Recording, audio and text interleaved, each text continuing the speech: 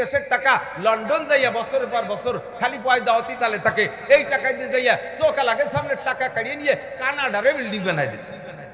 Canada ছিলেন না, দেশের নাম কানাডা।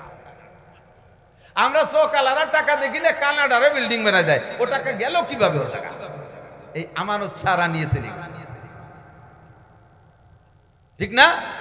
আবার তারা আমাদের মাঝে যখন আসে আমরাই বলদের মতো স্লোগান দেই, বোতল ভাইয়ের চরিত্র ফুলির মতো পবিত্র, বোতল ভাইয়ের তুলনা জগতে মেলে না, বোতল ভাই যেখানে আমরা আছি সেখানে। এখন বোতল ভাই পায়খানায়, তুমি জেলখানায়, তোমরা কেন পায়খানায়? বোতল ভাই যেখানে তুমি সেখানে, গেল কোথায় বোতল ভাই? আর তুমি কোথায়? আল্লাহু আকবার। এই আমানতের খেয়ানত দেশে চলছে কি চলছে না? তার চাইতে ঘরোয়া খেয়াল, এদিক তাকান, ঘরোয়া আমানতের খেয়ানত আপনি নিজেই করতেছেন। ইন্নাল হামদুলিল্লাহ والصلاة والسلام على من لا نبي بعده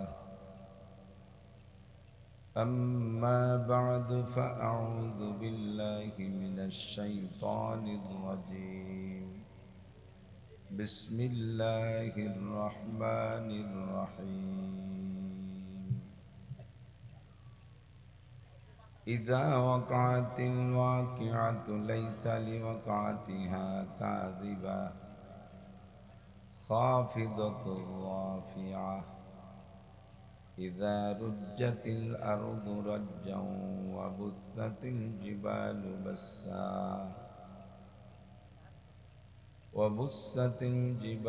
بسا فكانت هباء منبثا وكنتم أزواجا ثلاثا فأصحاب الميمنة ما أصحاب الميمنة وأصحاب المشأمة ما أصحاب المشأمة والسابقون السابقون أولئك المقربون.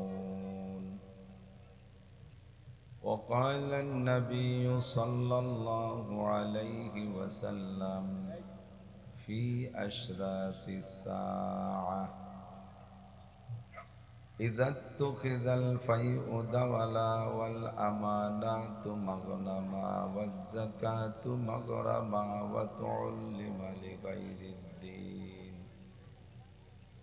وأطاع الرجل امرأته وعق أمه وأدنى صديقه وأقصى أباه وظهرت الأصوات في المساجد وساد القبيلة فاسقهم وكان زعيم القوم أرذلهم وأكرم الرجل مخافة شره وظهرت المعازف والقينات وشربت الخمور ولعن آكل هذه الأمة أولها فارتقبوا عند ذلك ريحا حمراء وزلزلة ومسكا وقذفا وآيات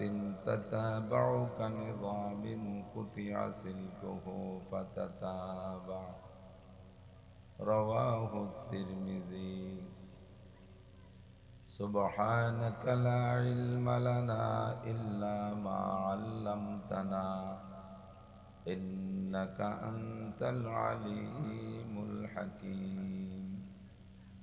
جزى الله عنا محمدا ما هو أهله سبحان الله وبحمده سبحان الله العظيم. رب اشرح لي صدري ويسر لي أمري واحلل عقدة من لساني يفقه قولي رب زدني علما. اللهم أرنا الحق حقا وارزقنا اتباعه وأرنا الباطل باطلا وارزقنا اجتنابه সকলে বলি আমিন। মোহাব্বতের সাথে হুজুর আলাইহিস সালাতু ওয়াস সালামের শানে একেবারে দিল থেকে জবান খুলে সকলে একবার দুরূদ ইব্রাহিমি পড়ে নেই।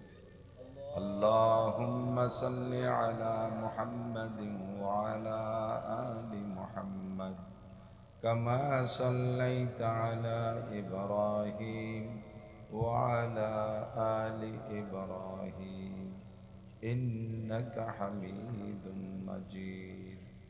আল্লাহুম্মা বারিক আলা মুহাম্মাদিন ওয়া আলা আলি মুহাম্মাদ কামা বারাকতা আলা ইব্রাহিম ওয়া আলা আলি ইব্রাহিম ইন্নাকা হামিদুম মাজিদ। মোহাব্বতের সাথে কয়েকবার একটু জিকির করে নি। লা ইলাহা ইল্লাল্লাহ, লা ইলাহা ইল্লাল্লাহ, লা ইলাহা ইল্লাল্লাহ, লা ইলাহা ইল্লাল্লাহ, লা ইলাহা ইল্লাল্লাহ, লা ইলাহা ইল্লাল্লাহ, লা ইলাহা ইল্লাল্লাহ মুহাম্মাদুর রাসূলুল্লাহ।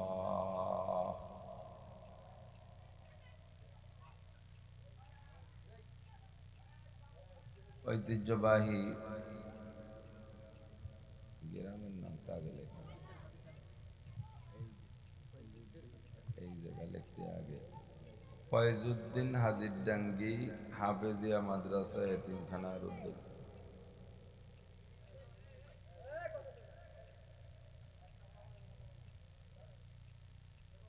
মাদ্রাসার বার্ষিক মাহফিলের সম্মানিত সভাপতি, দাওয়াতি উলামায়ে কিরাম, বিভিন্ন দলের রাজনৈতিক নেতা নেতৃবৃন্দ, কমিটির সকল সদস্যবৃন্দ, এ অঞ্চলের অনেক অনেক উলামায়ে কিরাম, আইম্মায়ে মাসাজিদ, মাদ্রাসার আজিজ আমতুলাবা, মাদ্রাসার সুযোগ্য সুদক্ষ মোহতামিম সাহেব, হুজুর, আসাতিজা কিরাম, প্রাণপ্রিয় দেশবাসী, পর্দার আড়ালে বসে থাকা মা ও বোনেরা, আল্লাহ তাবারক ওয়া তাআলা শাহী দরবারে আমাদের পক্ষ থেকে সর্বক্ষণ অবিরাম অসংখ্য শুকর। যেহেতু রব্বুল আলামিনের অসংখ্য নিয়ামত বিরামহীনভাবে আমার জানা অজানার ভিতর দিয়ে অসংখ্য নিয়ামত উপভোগ করে চলছি, মালিকের নিয়ামত থেকে একটা মুহূর্ত আমরা বিরত থাকতে পারি না। সবচেয়ে বড় নিয়ামত আমাদের জন্য শারীরিকভাবে আল্লাহ পাক বিনা পয়সায় অক্সিজেন অবিরাম সরবরাহ করে যাচ্ছেন, বিনা পয়সায়, পয়সা দেওয়া লাগে না। 1-2 মিনিট আল্লাহ পাক অক্সিজেন বন্ধ করে দিলে আমরা টিকতে পারবো না, বাঁচতে পারবো না। যে রব্বুল আলামিন অসংখ্য নিয়ামত দিয়ে লালন পালন করে যাচ্ছেন, আবার আমাদেরকে এই 800 কোটি মানুষের মধ্য থেকে বাছাই ছাঁটাই করে মুসলমান হিসেবে আমাদের 200 কোটি মানুষকে আল্লাহ তাআলা মুসলমান নামে নামী হওয়ার তৌফিক দিয়েছেন। এই অঞ্চলের লক্ষ লক্ষ মানুষের মধ্য থেকে বাছাই ছাঁটাই করে কিছুক্ষণের জন্য সাময়িক জান্নাতের বাগানে বসার মতো যোগ্য মনে করে আল্লাহ আমাদেরকে ডেকে নিয়ে আসছেন। এজন্য শুকর আদায় করি আলহামদুলিল্লাহ। মাঠটাকে নবী আলাইহিস সালাম নিজেই বলেছেন জান্নাতের বাগান। হুজুর বলেন, ইজা মারারতুম মিন রিয়াজিল জান্নাহ ফারতাউ। এই বাচ্চাই বলছি আগে, ওই বয় নয় চলে যা। সব মাহফিলে খুদকুড়ো ছোট কয়টা আগে বসে, ওরা ওয়াজ শোনেও না, বোঝেও না, ওকে যা মনে চায় তাই করে, আর তাতে খুব ডিস্টার্ব হয়। 1 লক্ষ মানুষ সামনে বসা থাকবে, 2-1 মানুষ যদি এলোমেলো করে বক্তা ওয়াজ করতে পারবে না। পরিবেশটা একেবারে ঠান্ডা থাকতে হবে। কারণ বলে থাকি মাঝে মাঝে যে ওয়াজ মুখস্থ করে আসি না, মুখস্থ করার সময়ও নাই। এখানে বসার পরে আল্লাহ পাক যা শিখাই দেয় তাই স্পিকারের দায়িত্ব পালন করি, বলতে থাকি। তে আল্লাহর শিখানোর ভিতর দিয়ে আল্লাহ যা জানাই দেবে, তার মাঝে যদি এরকম ডিস্টার্ব হয় তাহলে বাধা পড়ে যায়, শেষের কথা আসে না। তো আল্লাহ পাক রব্বুল আলামিন আমাদেরকে জান্নাতের বাগানে বসার তৌফিক দিয়েছেন। ময়দানটাকে হুজুর আলাইহিস সালাম জান্নাতের বাগান বলে বলেছেন। হাদিস, হুজুর বলেন, ইজা মারারতুম মির রিয়াজিল জান্নাহ ফারতাউ, যখন তোমরা জান্নাতের বাগানের পাশ দিয়ে যাবা, তখন চুপ করে বা মুখ বন্ধ করে অথবা বিড়ি খাতি খাতি বাদাম খাতি খাতি চলে যেও না। ও বাগানের তে দুই একটা ফল পাকড়া ছিঁড়ে খাইও। সাহাবাই কেরাম বললেন, হুজুর দুনিয়ায় জান্নাতের বাগান কোথায় পাবো, আর তার ফল পাকড়াই বা কি? হুজুর বললেন, দুনিয়ায় জান্নাতের বাগান হলো হেলাকু জিকির, যে জায়গায় আল্লাহর জিকির হয়, আল্লাহর বড়ত্বের আলোচনা হয়, সরাসরি আল্লাহর নামের জিকির হয়, ওই জায়গাটা হলো জান্নাতের বাগান। ওখান দিয়ে যাওয়ার সময় ফল কি, ওলামাই কেরাম যা বলে তার দুই চারটে কথা শোনো, শেখো। সুযোগ পেলে বসে কিছু জিকিরেও শরীক হয়ে যাও। আল্লাহ পাক এই জান্নাতের বাগানে আমাদের বসে শুরুতেই সেই জিকির করার সুযোগ ও তৌফিক দিয়েছেন। নবী আলাইহিস সালামের শানে দুরূদ পড়া তৌফিক দিয়েছেন, পড়ি আলহামদুলিল্লাহ। আমরা নিজেরাই অনেকটা বিষয় ভাবি না, খুব খেয়াল। আমার সুর আগেও নাই, এখনো নাই, আর ধীরে ধীরে তো বুড়ো হয়ে যাচ্ছে। বুড়ো হয়ে গেলে সুর আরো নষ্ট হয়ে যায়। কাটা কাটা কথা যা বলি, যদি আল্লাহ বলায় সেগুলো একটু শোনার জন্য অনুরোধ। আমরা নিজেরাই বেখেয়াল। অনেক সময় জানি না তা বলছি না, ওলামাই কেরাম জানবে না এ কথা আমি বলতে পারি না, কিন্তু খেয়ালের অভাবে আমরা অনেক সময় নিজেরা ভুল করে বসি। আমরা বক্তারা আপনাদেরকে দুরুদে লাগাই দেই। কিভাবে দুরুদ পড়তে কই? সল্লু আলাইহি ওয়া সাল্লিমু তাসলিমা আয়াত পড়ে ছেড়ে দিলেই শ্রোতারা বোঝে যে এখন দুরুদ শরীফ পড়তে হবে। বক্তা শুরু করে দেয় আল্লাহুম্মা, এই কয়ে উনি চা খায় আর ফাঁকে শ্রোতারা পড়তে দেয়। কদ্দূর যায় আবার শ্রোতাকে সাথে মিলে যায় ওয়াহালায়ালি।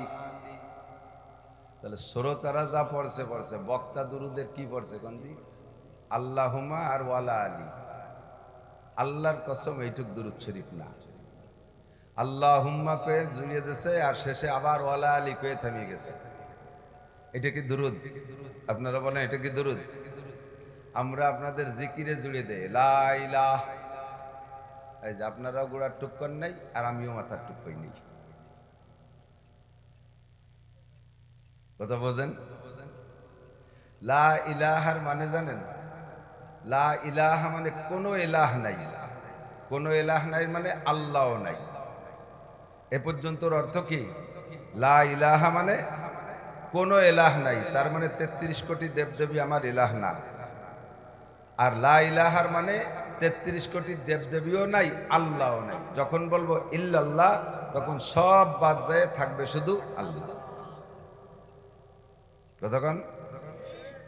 এখন যদি আমি পড়ি লা ইলাহা আর আপনারা কোন ইল্লাল্লাহ, আপনারা আসল টুক কইছেন, কিন্তু আমি আসল টুকির দ্বারা যাইনি। আমি শুধু লা ইলাহা লা ইলাহা লা ইলাহা এই কয়ে ছেড়ে দিছি। যদি এর ফাঁকে আমার মরণ হয়ে যায়, হতে পারে কিনা, এজন্য আগে আমি ইল্লাল্লাহটা কয়ে নেই। ইল্লাল্লাহ ইল্লাল্লাহ বলার আগে যদি কেউ লা ইলাহা বলে মারা যায়, ওই লোকটা বিনা হিসাবে কাফের হয়ে মারা গেল, বিনা হিসাবে জাহান্নামী। কারণ সে আল্লাহকে অস্বীকার করে মারছে। লা ইলাহা মানে কি নাই, কেউ নাই, কোনো এলাহ নাই, তার মানে আল্লাহও নাই। যখন বলবো ইল্লাল্লাহ, তখন সব বাদ যাবে, থাকবে শুধু আল্লাহ। আর আমরা বক্তারা শুধু লা ইলাহা কয়ে যাই, ইল্লাল্লাহ আমরা কই না। ইল্লাল্লাহ কোন আপনারা? কলেমা কি দুই ভাগ? বক্তার অর্ধেক আর শ্রোতাকে অর্ধেক। হাদিসে আসছে মান কানা কিরু কালামিহি লা ইলাহা ইল্লাল্লাহ ফাদাখালাল জান্নাহ। যে ব্যক্তির জীবনের শেষ কলেমা হবে লা ইলাহা ইল্লাল্লাহ, ও যেন জান্নাতে চলিয়েই গেল। এই কথাটা কেমন কথা? যেমন আমাদের দেশে নির্বাচনের সময়, সামনে তো আর জাতীয় নির্বাচন আসতেছে, কমপক্ষে ইউনিয়ন নির্বাচনটা ধরি। ইউনিয়নের নির্বাচনের সময় প্রার্থী দুইজন, তো একজন শোডাউনে বেরোইছে। বাড়িতে ইউনিয়ন এরকম গোল রাস্তাতে ঘুরে বাড়ি আসা যায়, যেমন আমার ইউনিয়ন মাঝখানে মাঠ, চতুর্পাশে গ্রাম, রাস্তা দিয়ে পেছতে গেলে ওদের দিয়ে ঘুরে বাড়ি আসলে হয়ে যায় এক গুল্লি দিনে। 11 গ্রাম সব রাস্তার পাশ দিয়ে। তো এক চেয়ারম্যান প্রার্থী এখনো নির্বাচন হয়নি, প্রার্থী। তো প্রার্থী নির্বাচনের আগে একটা শোডাউন দেয় না, আগে কত বড় মিছিল, মুরব্বীরা একটু করেন, বড় মিছিল, সব ভাষায় তো পাল্টে যাচ্ছে, অনেক ভাষা ডেভেলপ হচ্ছে না। যেমন পায়খানা 10টা প্রমোশন পাইছে। পায়খানারে আগে মানুষ আঁকতে যেত, এরপরে ময়দানে আর একটু উন্নতি, এরপরে জাড়া হইতে যেত, এরপরে টাট্টি, এরপরে পায়খানা, এরপরে ল্যাট্রিন, এরপরে টয়লেট, এরপরে বাথরুম, এরপরে ওয়াশরুম। ওয়াশরুমে যে ফস করে সেরিয়েছে।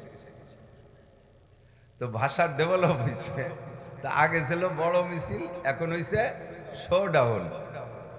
অনেকে শো ডাউন দিয়ে আইসে ডাউন দিয়ে শুয়ে পড়ে। তো বড় মিছিল শো ডাউনের দিন এক চেয়ারম্যান এই লোকজন নিয়ে বেরোইছে, ওই দায়িত্বে গ্রাম ঘুরে বাড়ি চলে আসছে। এদিকে পিছনের লোক এখন ওনার বাড়ি ছাড়ে নাই, এত মানুষ। যে বাড়ি গেছে সেই বাড়ি মুড়ি, হুড়ুম, চানাচুর, বাদাম, ফুলির মালা, টাকার মালা দিতি বস্তা ভরি গেছে। আর একজন বেরোইছে 5-7 জন নিয়ে, উনিও প্রার্থী। তো 3-4 বাড়ি যাওয়ার পরে কেউ কিছু খাতি দেয় না, 5-তে 3 জন লজ্জাতে বেরোইছে নিয়েছে। আর জন তারিখ নিয়ে সারা ইউনিয়ন ঘুরিয়েছে। 2 জনের 2 অবস্থা না। আগের জনের যে কথা বললাম তার যে অবস্থা, তা দেখে জনগণে কি কয়, তুমি চেয়ারম্যান হয়েই গেছো। এই কয় না, তুমি চেয়ারম্যান হয়েই গেছো, কারণ তোমার সাথে যে পরিমাণ সমর্থন দেখলাম, আর তোমার সমর্থক দেখলাম, আর তোমার পরে এগেনস্টে প্রতিদ্বন্দ্বী যে 6-7 জন নিয়ে বেরোয়েছে, লাস্টে 3 জন নিয়ে বাড়ি চলে গেছে, কেউ একখান বিস্কুটও কাটি দিনি। তো তেমনই কথা, মান কানা আখিরু কালামিহি লা ইলাহা ইল্লাল্লাহ। মানুষ তো মরার পরেই বেহেশতে যাবে না, মরার পরেই বেহেশতে যাবে না। হাসরের মাঠ কায়েম হবে, হিসাব নিকাশ হবে, বিচার মঞ্চ হবে, সব ফয়সালার পরে তারপরে একদল ফারিকুন ফিল জান্নাহ ফারিকুন ফিস সাইর, একদল জান্নাতে যাবে আর একদল জাহান্নামে। কিন্তু এই মাঝে হাসরের মাঠ কায়েমের আগ পর্যন্ত, মরার পরের থেকে যে লম্বা টাইম, একে বলা হয় আলমে বারজাক। বারজাক মানে পার্টিশন, পর্দা। হাসরের মাঠ কায়েমের আগে যেন একটা পর্দা, একটা পার্টিশন জগৎ। এ জায়গায় জান্নাতও নাই, জাহান্নামও নাই, তবে জান্নাতের আলো বাতাসও আছে, জাহান্নামের সাজা শাস্তি আছে। ডাইরেক্ট জান্নাতের জাহান্নাম না, কারণ কোরআন হাদিসে আসছে, যখন মানুষকে দাফন করা হয়, 2 জন ইয়াতিহি মালাকান, 2 জন ফেরেশতা আসে। দাফন করার পরে 2 জন ফেরেশতা, যাদের ভাগ্যে দাফন আছে, মাটিতে দাফন, তাদের দাফন। যারা আগুনে পুড়ে ছাই হয়ে গেছে তাদের তো দাফন হবে না, যাদের বাগে খেয়ে ফেলাইছে ছাই দাফন হবে না, যারা পানিতে ডুবে মরে সাগরে চলে গেছে তাদের দাফন হলো না। এরকম করে যারা দাফন নাও হয়েছে, এক কথায় মরার পরে তার রুহের কাছে 2 জন ফেরেশতা আসে। যে হালাতেই থাকুক ওই হালাতে ফাইজ লিসানিহি, তাকে বসায়, ফায়াস আলানিহি, তাকে জিজ্ঞাসা করে 2 জন ফেরেশতা। কি জিজ্ঞাসা করে? তুমি আমলিক করতে না বিএনপি করতে? জিজ্ঞাসা হয় না? কি জিজ্ঞাসা করেন তো? মার রব্বুকা, বলেন মার রব্বুকা। কি জিজ্ঞাসা? রব তোমার কে? মার রব্বুকা, তোমার রব কে? জবাব দেবেন কি? রব্বি আল্লাহ, বলেন। অথবা রদিতু বিল্লাহি রব্বান, আমি আল্লাহকে আল্লাহ হিসেবে, রব হিসেবে তার উপরে সন্তুষ্ট ছিলাম। এরপরে জিজ্ঞাসা হবে অমা দিনুকা, তুমি কোন ধর্মের? জবাব দেবেন কি? আমলিগ না বিএনপি? দিন ইয়াল ইসলাম, বলেন। অবিল ইসলাম দিনান, আমার ধর্ম ছিল ইসলাম। অবি মুহাম্মাদিন নবিয়ান, ওমান নবিয়ুকা, অথবা ওমান হাদা রাজুলুল্লাযী বুইসা ফিকুম, যেই ব্যক্তিকে তোমাদের মাঝে নবী হিসেবে পাঠানো হয়েছিল তার সাথে কোনো পরিচয় সম্পর্ক আছে? 3টে প্রশ্ন হবে। কোনো সন্দেহ আছে? একটু বলেন আছে? যাহার ভিতরে সন্দেহ আছে সেই লোকটাই বেঈমান, আর যার মধ্যে সন্দেহ নাই সেই লোকটা মোমেন। আপনি যে কবরে জবাব দিতে পারবেন, আপনি জবাব দেবেন কি? যখন বলবে ওমান হাদা রাজুলুল্লাযী বুইসা ফিকুম, হাদিসের ব্যাখ্যার মধ্যে আসে যে তখন হয়তো নবী আলাইহিস সালাতু ওয়াস সালামকে আপনার সামনে তুলে ধরা হবে, আপনি চিনবেন কি চিনবেন না।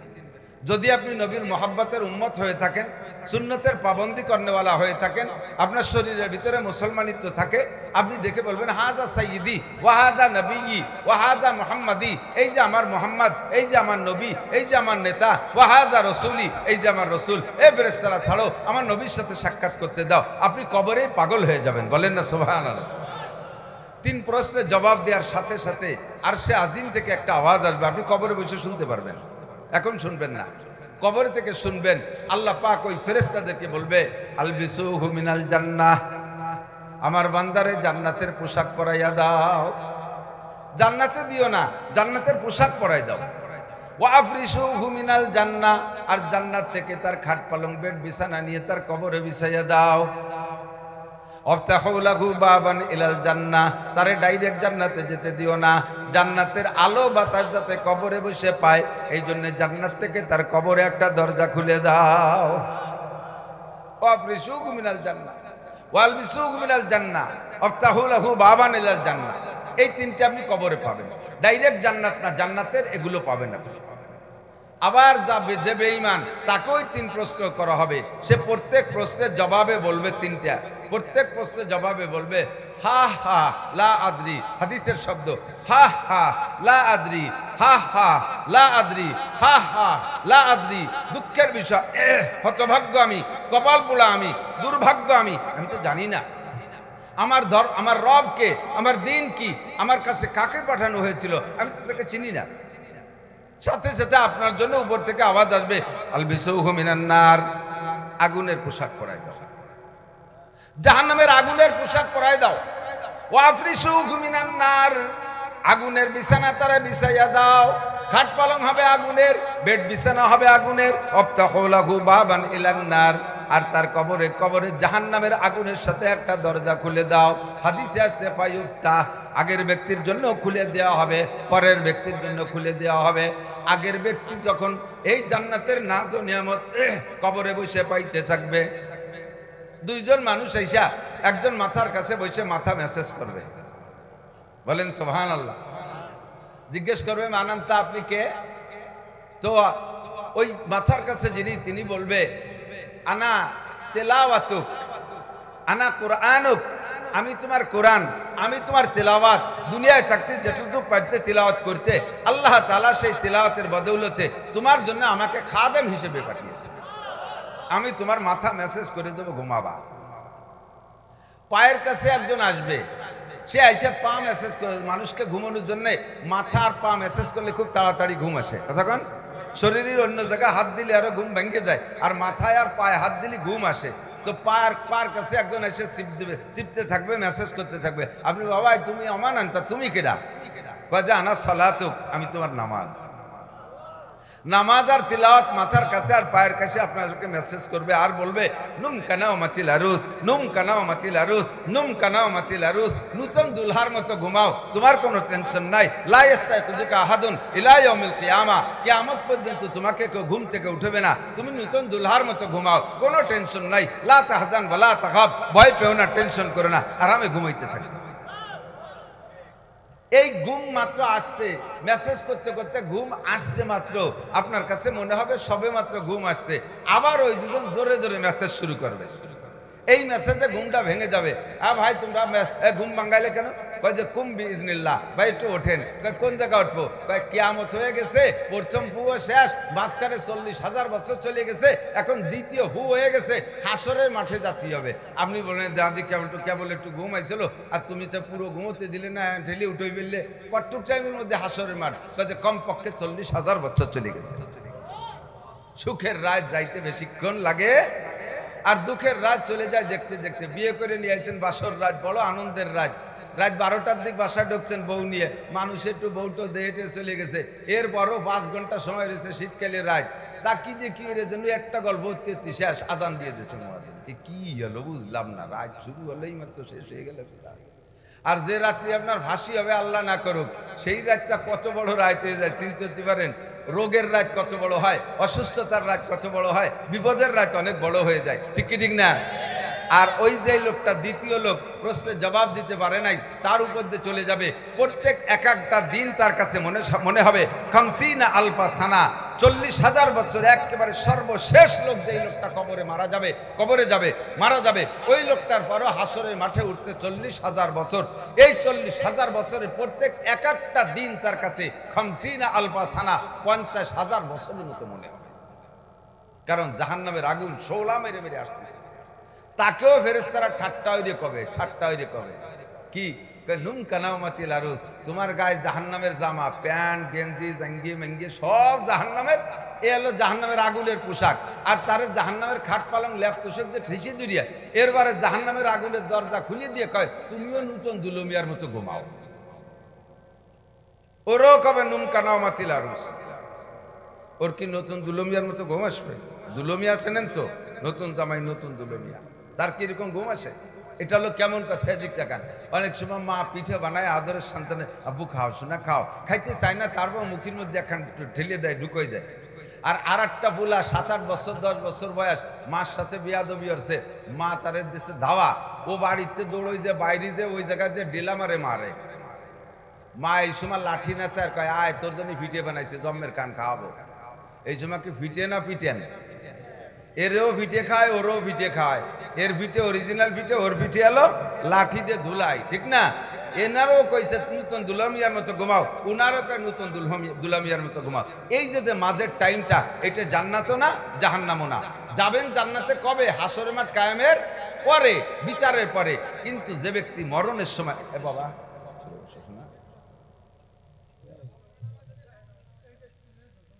আল্লাহ রসুল বলেন, একটু বুঝি, মান কানা আখিরু কালামিহি লা ইলাহা ইল্লাল্লাহ, পড়বেন না?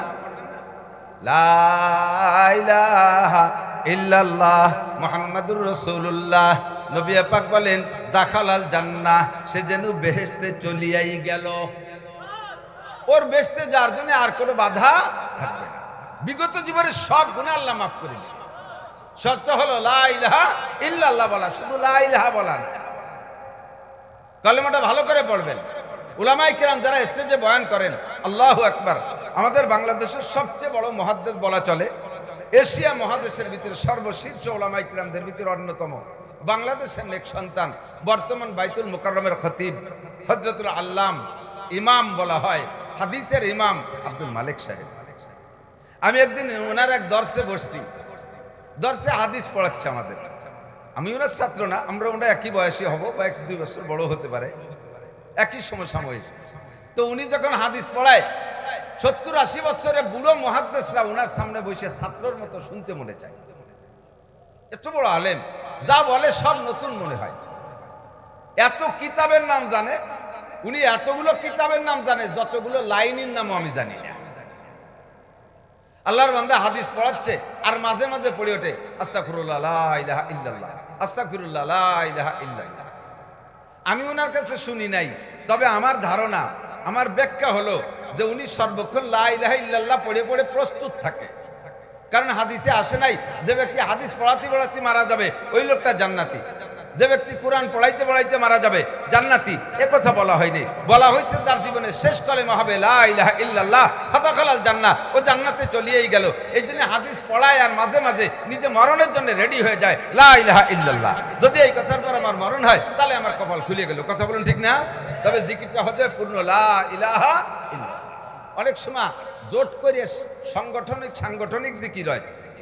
এই সাংগঠনিক জিকির, দলবদ্ধ জিকির, জুটে ফুটে জিকির করতে যাইয়া তাল ঠিক রাখতে যে জিকিরটা শুদ্ধ করে কয় না। খেয়াল করছে নাকি জানি না, মিলাই কইতে যে কয় লা ইলাহা ইল্লাল্লাহ, লা ইলাহা ইল্লাল্লাহ, লা ইলাহা ইল্লাল্লাহ। কি ভুল কইছি টের পান নাই। লারে এক আলিফ যদি না টাইনা সংক্ষেপে শটে মারি দেন লা ইলাহা ইল্লাল্লাহ, তরজমা কি হবে জানেন? লা ইলাহা ইল্লাল্লাহ মুহাম্মাদুর রাসূলুল্লাহ, আল্লাহ ছাড়া কোনো মাবুদ নাই আর মুহাম্মাদুর রাসূলুল্লাহ ছাড়া কোনো শেষকালে আর কোনো নবী নাই। আর যদি কান লা ইলাহা ইল্লাল্লাহ, তরজমা হবে আল্লাহ ছাড়া আরো মাবুদ অবশ্যই আছে।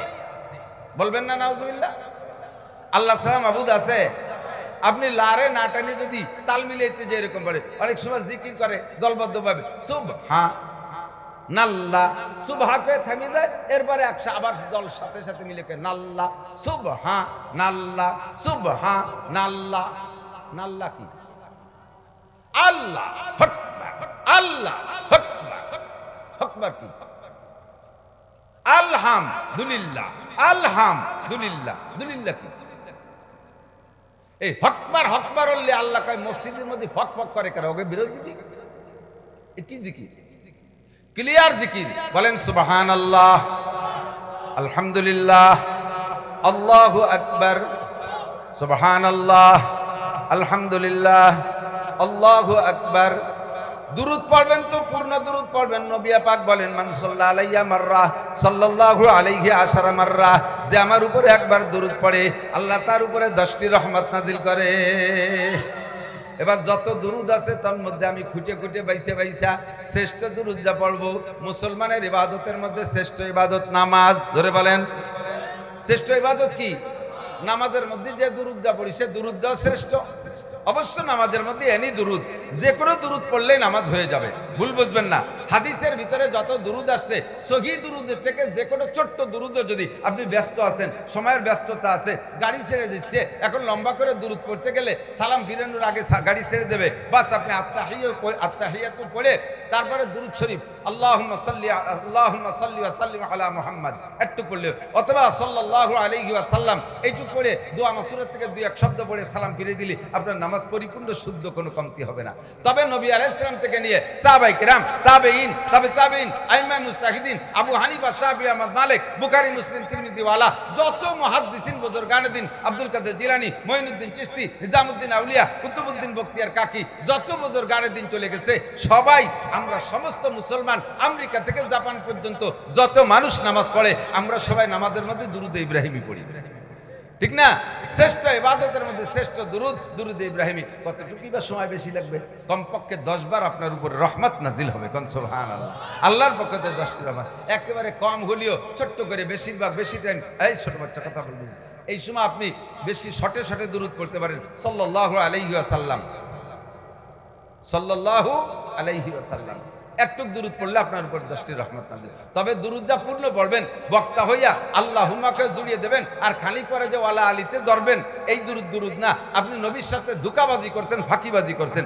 জিকির করতে যে অর্ধেক জিকির করে লা ইলাহা কয় ছেড়ে দিয়েছেন, উম্মতরা ইল্লাল্লাহ কয়, ফাঁকে আপনি চা খান, চা খাতি যে যদি গলায় বেঁধে মরিয়ে যান তাহলে চা শুদ্ধ, আপনি জাহান্নামে চলে যাবেন। আল্লাহ পাক আমাদের বুঝার তৌফিক দান করেন। ছোটরা, এই ছোটকে গার্জিয়ান কার, আপনার এদেরকে একটু কন্ট্রোল করেন, এতে খুব ডিস্টার্ব হয়। আর এই ছোটকে দেখলে কিন্তু আর বড়কেও শক্ত কথা কয়ে বেলাই দিয়েছে। আমি একবার লিয়াকত সাহেবের নাম শুনছেন না, নগর সালতানগর কান্দার, আমি আর লিয়াকত ভাই দুইজনে গেছি উমরায়, সম্ভবত 16 সালে। তো উমরায় যাইয়া আমরা গেছি, না ভুল কইছি, হজের বছরই 13 সালে গেছি হজে যে গেছি তায়েফে।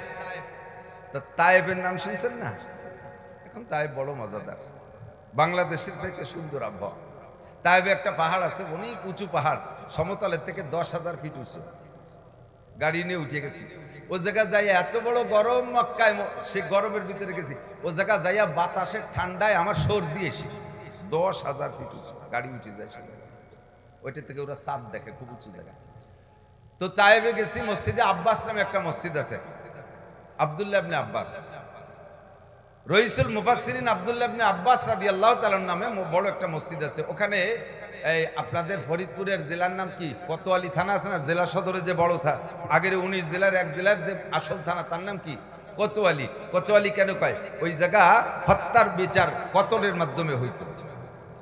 তো ওই এখনো মক্কা মদিনা আরবে এরকম আছে মসজিদ, কোতোয়ালি মসজিদ।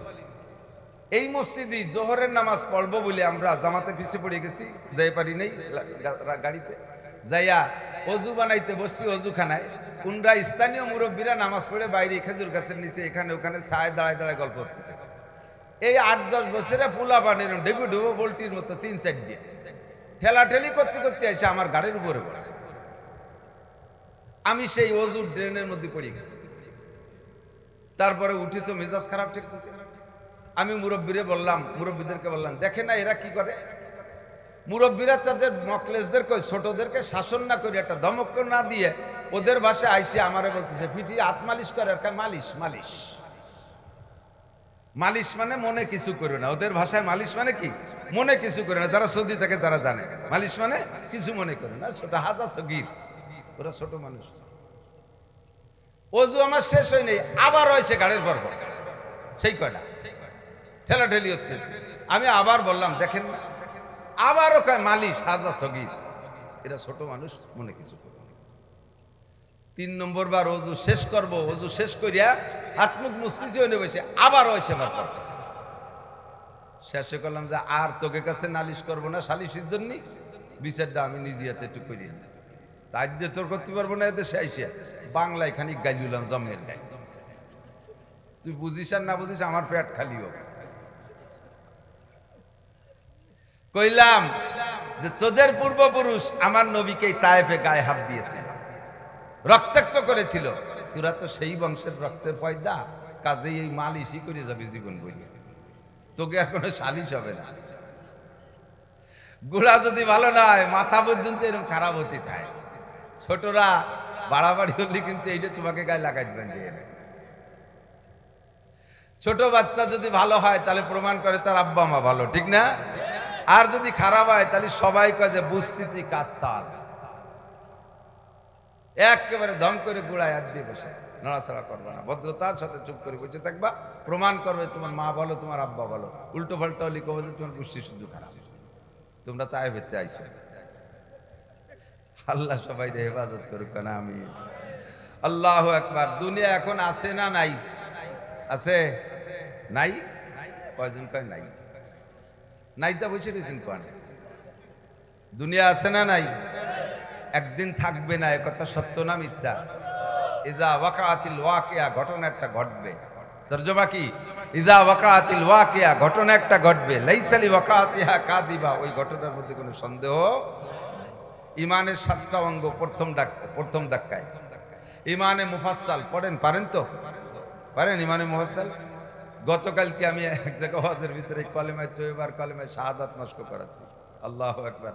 নড়াইল, ওই জেলা নড়াইল আছে না, নড়াইল থেকে এক জামাত আইছে আমাদের গোপালগঞ্জের এক থানা, কাশিয়ানী থানার শেষ উত্তর সাইডে একটা জায়গা আছে, ওই জায়গার নাম নড়াইল, ছোট্ট একটা গ্রাম নড়াইল।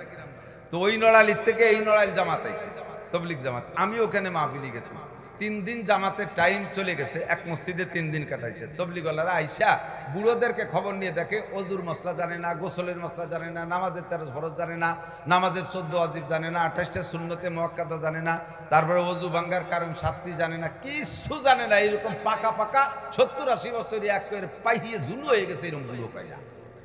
লাস্টে খবর নিয়ে দেয় যে বুড়োরা কলেমাও পারে না, আবার নামাজ পড়তে পড়তে কপাল ঘষা হয়ে গেছে। তা আমি সব কয় নামাজের সব কিছুর আগে তো লাগবে কলেমা, কতক্ষণ কলেমা আগে লাগবে না? কলেমা না পড়ে যদি সারা জীবন ভরে ভালো কাজ করে, সারা জীবন ভরে নামাজ পড়ে, আল্লাহর কসম 1 সেকেন্ডের জন্য জান্নাতে যেতে পারবে না। কলেমা হলো ইমানের বস্তার তলার সেলাই। একটু উদাহরণ না দিলে বোঝা যায় না। বড় একটা বস্তা, এই বস্তার ভিতরে ধান রাখছেন, গম রাখছেন, যা রাখা দরকার সব রাখছেন, কিন্তু বস্তার তলিতে সেলাই নাই। উপরে বস্তার কান ধরে টাইনি উঠলি একটু থাকবে, তলিতে সব বেরোয় যাবে না? আপনার নামাজ, রোজা, হজ, যাকাত, তাসবিহ, তাহলিল, জিকির, ফিকির, মসজিদ, মাদ্রাসা, তেলাওয়াত, তাবলীগ, সরমনাইন, যা কিছু ইবাদত আছে সব ঢুকানোর জন্য একটা বস্তা আছে। ওই বস্তার তলায় একটা সেলাই দিতে হবে, তাহলে এগুলো ভিতরে থাকবে। সেই সেলাইটার নাম হলো লা ইলাহা ইল্লাল্লাহ মুহাম্মাদুর রাসূলুল্লাহ, ইমানের কলেমার সেলাই, ঠিক না? 70 বছর নামাজ পড়ছেন, সূরা কিরাত কিছু জানো নাই, সিজদা দেছো কাউর মতো কানুকরাতিল গুরাব, কাউর ঠোয়ের মতো ঠুয়াই গেছো খালি, কিন্তু তোমার কলেমাটা আজও ঠিক হয় নাই। এই জন্য আমি সব অভিযান লাগাইছে যে এই বুড়ো কটার আগে কলেমা, যে কটা চাকা পাংচার হয়ে গেছে, ঠ্যাং এখন কবরে চলে গেছে, আজও মরতে পারে, 2 দিন লাস্টিংও করতে পারে, এই কটারে কমপক্ষে কলেমা পড়াইয়া কবরে পাঠানো যায় নাকি? নামাজ কালাম সব বাদ দিয়ে কলেমা শিয়েছে 3 দিন। 3 দিনের পরে আজকে এসে আমার মাহফিলে ওই আমির সাহেব বলতেছে, হুজুর আপনি সারা দেশে তবলিগে রস করেন, আপনার গোপালগঞ্জের ভিতরে কি তবলিগ একটুও করেন নাই? কি হয়েছে? 3 দিন পর্যন্ত কয় বুড়োরা কলেমা পড়াইছি, আজকে ইশার পরে ইন্টারভিউ নিয়ে আসলাম, সে বুড়োরা কয় লা ইলাহা মুহাম্মাদুর রাসূলুল্লাহ, লা ইলাহা মুহাম্মাদুর রাসূলুল্লাহ, ইল্লাল্লাহ কয় না। পরে আমি তো রাগ হয়ে গেছি, মিয়া এতদিন কর নাই, আজকে আমি ইল্লাল্লাহ কয় 3 দিন পর্যন্ত পড়াচ্ছি, এখনো কলেমা ঠিক করে পড়েন না। সে বুড়ো আমারে রাগ করে, মিয়া সব জায়গার কলেমা একরকম নাকি? সব জায়গার কলেমা সব জায়গায় একরকম না, জায়গা বিশেষ পার্থক্য আছে। আমেরিকার মুসলমানের কলেমা কি? লা ইলাহা। যতবার জিজ্ঞেস করতে বলবেন আপনার একটা লাভ হয়ে যাচ্ছে গোপনে গোপনে, তা আগে কয়ে নেই নাই বিদায় কৃপণতা করতেছেন। যে ব্যক্তি একবার কলেমায় লা ইলাহা ইল্লাল্লাহ পড়ে, নবী পাক বলেন তামলাউ মা বাইনাস সামাই ওয়াল আরদ, আসমান আর জমিনের মাঝখানে সমস্ত ফাঁকা জায়গা তার জন্য নেকিতে ভরে যায়। তাহলে সুযোগ পেলেই পড়ে নেব লা ইলাহা ইল্লাল্লাহ। আমেরিকায়ও লা ইলাহা ইল্লাল্লাহ। জাপানের মুসলমানও, পৃথিবীর যেখানে মুসলমান হতে হবে তার কলেমার নাম কি? লা ইলাহা ইল্লাল্লাহ। ঠিক কি না? আল্লাহ পাক আমাদের শুদ্ধ করে পড়ার তৌফিক দান করে বলেন আমিন। বহুত জন জানেন না কলেমায় তয়্যবা পড়াইছি, কলেমায় শাহাদাত পড়াইছি। গতকাল বললাম তাহলে কলেমায় শাহাদাতটা পড়েন তো। কলেমায় শাহাদাত পড়তে কইছি, কলেমায় তয়্যবা পড়িয়েছি। মিনিমাম 80 বছর এক বুড়ো বলে মিয়া আজও কলেমায় তয়্যবা আর শাহাদাতের পার্থক্য বোঝেন না, ইমানে মুফাসসাল পারেন না। এর ভিতরে বাছাই করতে গেলে অর্ধেক মানুষ ফেল করবেন ইনশাআল্লাহ ইমানে মুফাসসাল। তাহলে ঠিকটা কি ঠিক না বেঠিক? এই যে কলেমা ইমানে মুফাসসাল পারেন না বলে ঠিক করেন, এই ঠিকটা কি ঠিক না বেঠিক? তাহলে পড়া দরকার আছে না নাই? জীবনে একবার হলেও পড়া ফরজ। বলেন আমানতু বিল্লাহি ওয়া মালাইকাতিহি ওয়া কুতুবিহি ওয়া রুসুলিহি। অনেকে কুতুবিহি কয়, কুতুতে টান দেবেন না, রুসুকে সুরে টান দেবেন না। ওয়া কুতুবিহি ওয়া রুসুলিহি ওয়াল ইয়াউমিল আখিরি ওয়াল কদরি খায়রিহি ওয়া শাররিহি মিনাল্লাহি তাআলা ওয়াল বাসি বাদাল মাউত। তরজমা বুঝে নেন আর সাথে সাথে বিশ্বাস স্থাপন করবেন। আমানতু বিল্লাহি, আমি আল্লাহকে বিশ্বাস করি। আল্লাহ আছে না নাই? ওয়া মালাইকাতিহি, ফেরেশতা আছে না নাই? ওয়া মালাইকাতিহি ওয়া কুতুবিহি, যত আসমানি কিতাব 104 খানা আসমানি কিতাব আল্লাহ পাক নাজিল করেছেন সবই সত্য। তবে এখন চলবে একমাত্র কোরআন, কিয়ামত পর্যন্ত আর তৌরাতের কার্যক্রম চলবে না, ইনজিলের কার্যক্রম চলবে না। জবুরের কাজ শেষ, তৌরাতের কাজ শেষ, ইনজিলের কাজ শেষ, ওদের সিলেবাস শেষ হয়ে গেছে। কিয়ামত পর্যন্ত একমাত্র চলবে কোরআনের সিলেবাস। কুতুবিহি, সব কিতাব মানি, তবে এখন থেকে কিয়ামত 1400 বছর আগ থেকে নবী পাক কোরআন নিয়ে আসার পর থেকে নিয়ে অন্য পিছনে সব কিতাব রক্ষিত হয়ে গেছে, একমাত্র চলবে কোরআন। ঠিক কি ঠিক না? কোরআন ছাড়া অন্য কোনো কিতাব চলবে না। ওয়া কুতুবিহি ওয়া রুসুলিহি, 2.5 লক্ষ নবী রাসূল সকলে সত্য, তবে যার যার জামানায় সেই সেই নবী রাসূল ছিলেন। আমার নবী আসার পরে বিগত কোন নবীর আদর্শ আর চলবে না। নবী পাক বলেন আমি নবুয়তি পাওয়ার পরে যদি আল্লাহ পাক ওলা ফরজান ধরে নেন, মুসা আলাইহিস সালামকে আবার পাঠাইয়া দেয়, ঈসা আলাইহিস সালামকে আবার পাঠাইয়া দেয়, ইব্রাহিমকে আল্লাহ আবারও পাঠাইয়া দেয়, আদম নবী থেকে সব নবী রাসূলকে যদি আর একবার দুনিয়া আমার উপস্থিতিতে পাঠাইয়া দেয়, অর্থাৎ আমি নবী হওয়ার পরে যদি পাঠাইয়া দেয়, কিয়ামত পর্যন্ত সব নবীদের আবার আমার কলেমা পড়ে আমার উম্মত হিসেবে কার্যক্রম করতে হবে। ওই নবী তার না কার্যক্রম চালাইতে পারবে না। আমার নবীর কলেমা আমরা বিশ্বাস করি সব নবী রাসূল সত্য, তবে কিয়ামত পর্যন্ত আর কয়জন নবী, আর কোন নবী লাগবে? একটু বলেন লাগবে? একমাত্র মুহাম্মদুর রাসূলুল্লাহ। কথা বলুন ঠিক কি ঠিক না? গোলাম আহমদ কাদিয়ানীর ভক্ত দেশে আছে না নাই? গোলাম আহমদ কাদিয়ানী নবী না কাফের? একটু বলেন না কি? যদি এই কাফের কইতে কৃপণতা করেন, মনে করেন আমি মুরব্বী মানুষ, সবাই তো করছে, আমি আর কব কি, তাহলে আপনি কাফের না বলার পক্ষে। আর সুকুতু নিসফুর রিজা, চুপ থাকা সন্তুষ্টির আলামত, পক্ষপাতিত্বের আলামত। গোলাম আহমদ কাদিয়ানী মোমেন না কাফের? নবী না ভণ্ড? তাকে যারা ভণ্ড বল না বলবে তারাও ভণ্ড, তাকে যারা কাফের বল না বলবে তারাও কাফের। শক্তি ক্ষমতা থাকতে যারা তাদেরকে রাষ্ট্রীয়ভাবে কাফের বলে স্বীকৃতি না দেবে তারাও বেঈমান, তাদের ইমানের মধ্যে সমস্যা আছে। পারি নাই আগের কোন সরকার রে দিয়ে। ভাবছিলাম যে আমাকে মুরব্বী আইছে অনেকদিন পর দেশের, উনি আইসে আমাদের প্রধান উপদেষ্টা, কমপক্ষে এই কাজটুক করবে, তাতে উনি হাত দিলেন না। এই জায়গা পশ্চিমে ইহুদিদের কার্যক্রম চলতেছে, গোলাম আহমদ কাদিয়ানী ধর্ম আমাদের মধ্যে সাপ্লাই দিচ্ছে। আর কিয়ামত পর্যন্ত কোন নবীর দরকার নাই। ঠিক কি ঠিক না? আল্লাহ পাক আমাদের এই বিশ্বাসে মজবুত থাকার তৌফিক দান করুক। আর রসুলিহি 4 ওয়াল ইয়াউমিল আখির। ইয়াউমে আখির মানে শেষ দিন বলেন ইয়ামে আখের মানে শেষ দিন। শেষ দিন মানে কি? আজকে কি বার? মঙ্গলবার গেল, বুধ বৃহস্পতি শুক্র, এভাবে সপ্তাহ 7 দিনের মধ্যে ঘুরতেছে না। লাস্টে একটা দিন আসবে মুহররম মাসের 10 তারিখে শুক্রবার। আল্লাহর কসম ওই শুক্রবারের পরে আর দুনিয়ায় শনিবার হবে না। এর নাম হলো ইয়ামে আখের, দুনিয়ার দিনের শেষ দিন। সেই দিনটা হলো ইদা ওয়াকাতিল ওয়াকিয়া লাইসা লিওয়াকাতিয়া কাদিবা। ওই দিন ধ্বংস হবে দুনিয়া, ওর মধ্যে কোনো সন্দেহ নাই। 6 নম্বর হলো ওয়াল কদর, ভাগ্যকে বিশ্বাস করি। চেয়ারম্যান বানায় কে? মেম্বার বানায় কে? শিল্পপতিকে বানায়, রাষ্ট্রপতিকে বানায়, ভগ্নিপতিকে বানায়, ধনী গরিবকে বানায়। সম্মান বেইজ্জতকে ইজ্জতকে দেয়, বেইজ্জত অপমান কে করে? রিজিকের মালিক কে? সর্বময় ক্ষমতার মালিক আল্লাহ, সর্বময় তকদিরের মালিক আমার আল্লাহ। বিশ্বাস করেন, বিশ্বাস করেন। ফাঁকে একটু কথা কয়ে যাই, এই জায়গায় হাজারো অভিযোগ থাকে। এমনি নবী পাক বলেছেন তকদিরের আলোচনা বেশি লম্বা করে করবা না। তকদিরের আলোচনা যখনই করবা তখন তোমার সামনে যারা থাকবে তাদের ভিতরে শয়তানের প্রশ্ন শিখাই দেবে, আর তকদিরের প্রশ্নে আসলে তুমি জব দিয়ে শেষ করতে পারবা না।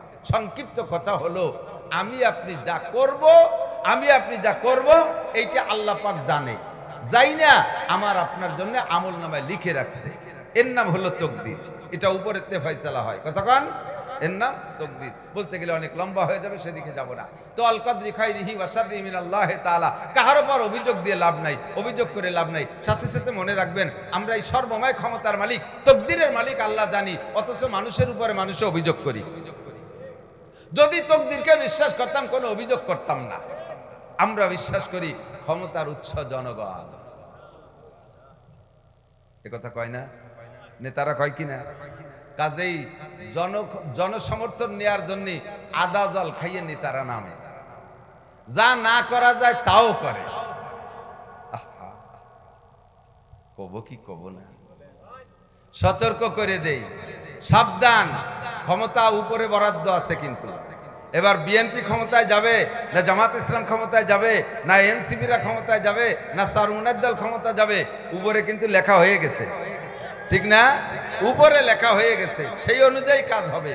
কিন্তু আমি আমার ঈমান, আমার আকীদা, আমার সব কিছুকে বিসর্জন দিয়া আমি দুনিয়ায় ভোটের জন্য বেঈমানি কাজ করতে পারি না।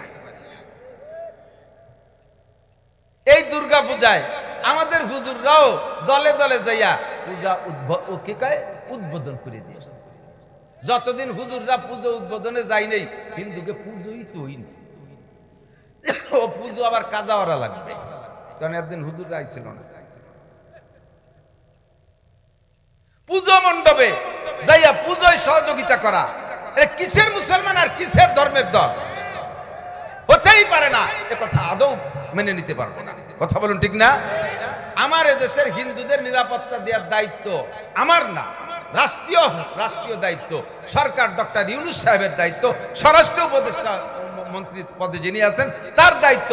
সেনাবাহিনী পুলিশ দিয়ে এদেশের সকল ধর্মের পাহারাদারি করবে। হিন্দুদের মন্দির যেন না ভাঙ্গে, তাদের মূর্তি যেন না ভাঙ্গে, পূজায় যেন বাধা না দেয়, এ দায়িত্ব সরকারের। আমি তো এখনো সরকার হই নাই, আমার তো সে পাহারার দায়িত্ব না। ভারতে আমার ঈদগার ভিতরে, মুসলমানদের ঈদগার ভিতরে হিন্দুরা দলে দলে শুকর ঢুকাই দেয়, মোদি তো সে জায়গায় পাহারা দেয় না। আমাদের ঈদের নামাজ পড়তে দেয় না, কুরবানি করতে দেয় না, বাবরি মসজিদ ভেঙে গুঁড়ো গুঁড়ো করে সে জায়গায় রাম মন্দির বানাইলো, সে জায়গায় তো মোদি বাধা দেয় না। বরঞ্চ মোদি সেই মসজিদ মন্দিরের জন্য কোটি কোটি টাকা দিয়া আজীব এক মন্দির বানাইছে মসজিদের এগেনস্টে, সে জায়গা তো তারা আমাদের এক পয়সার উপকার করে না। আমাকে এত কি মাথায় বাঁধতে আসছে যে তাকে পুজো পাঠে আমাদের এই ক্ষমতায় যার আগেই পাহারাদারি করতে হবে? ক্ষমতা কার হাতে? অত গণসংযোগের দরকার নাই। বহুত গণসংযোগ আলাদেরকে আপনারাও দেখেছেন, আমরাও দেখেছি। জনগণ ক্ষমতার উৎস না, ক্ষমতা মালিকের হাতে। কথা বলুন, ঠিক ঠিক না? তৎকালীন প্রধানমন্ত্রী শেখ হাসিনার হাতে রাষ্ট্রীয় ক্ষমতা ছিল না?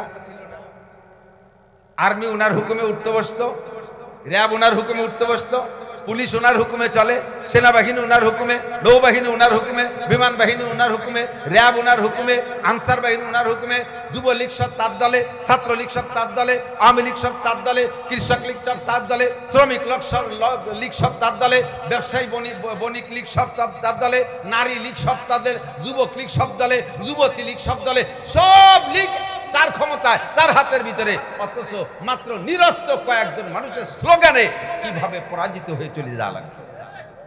প্রমাণ করে জনসমুদ্র আর ক্ষমতা জনগণ, এটা ক্ষমতার উৎস না।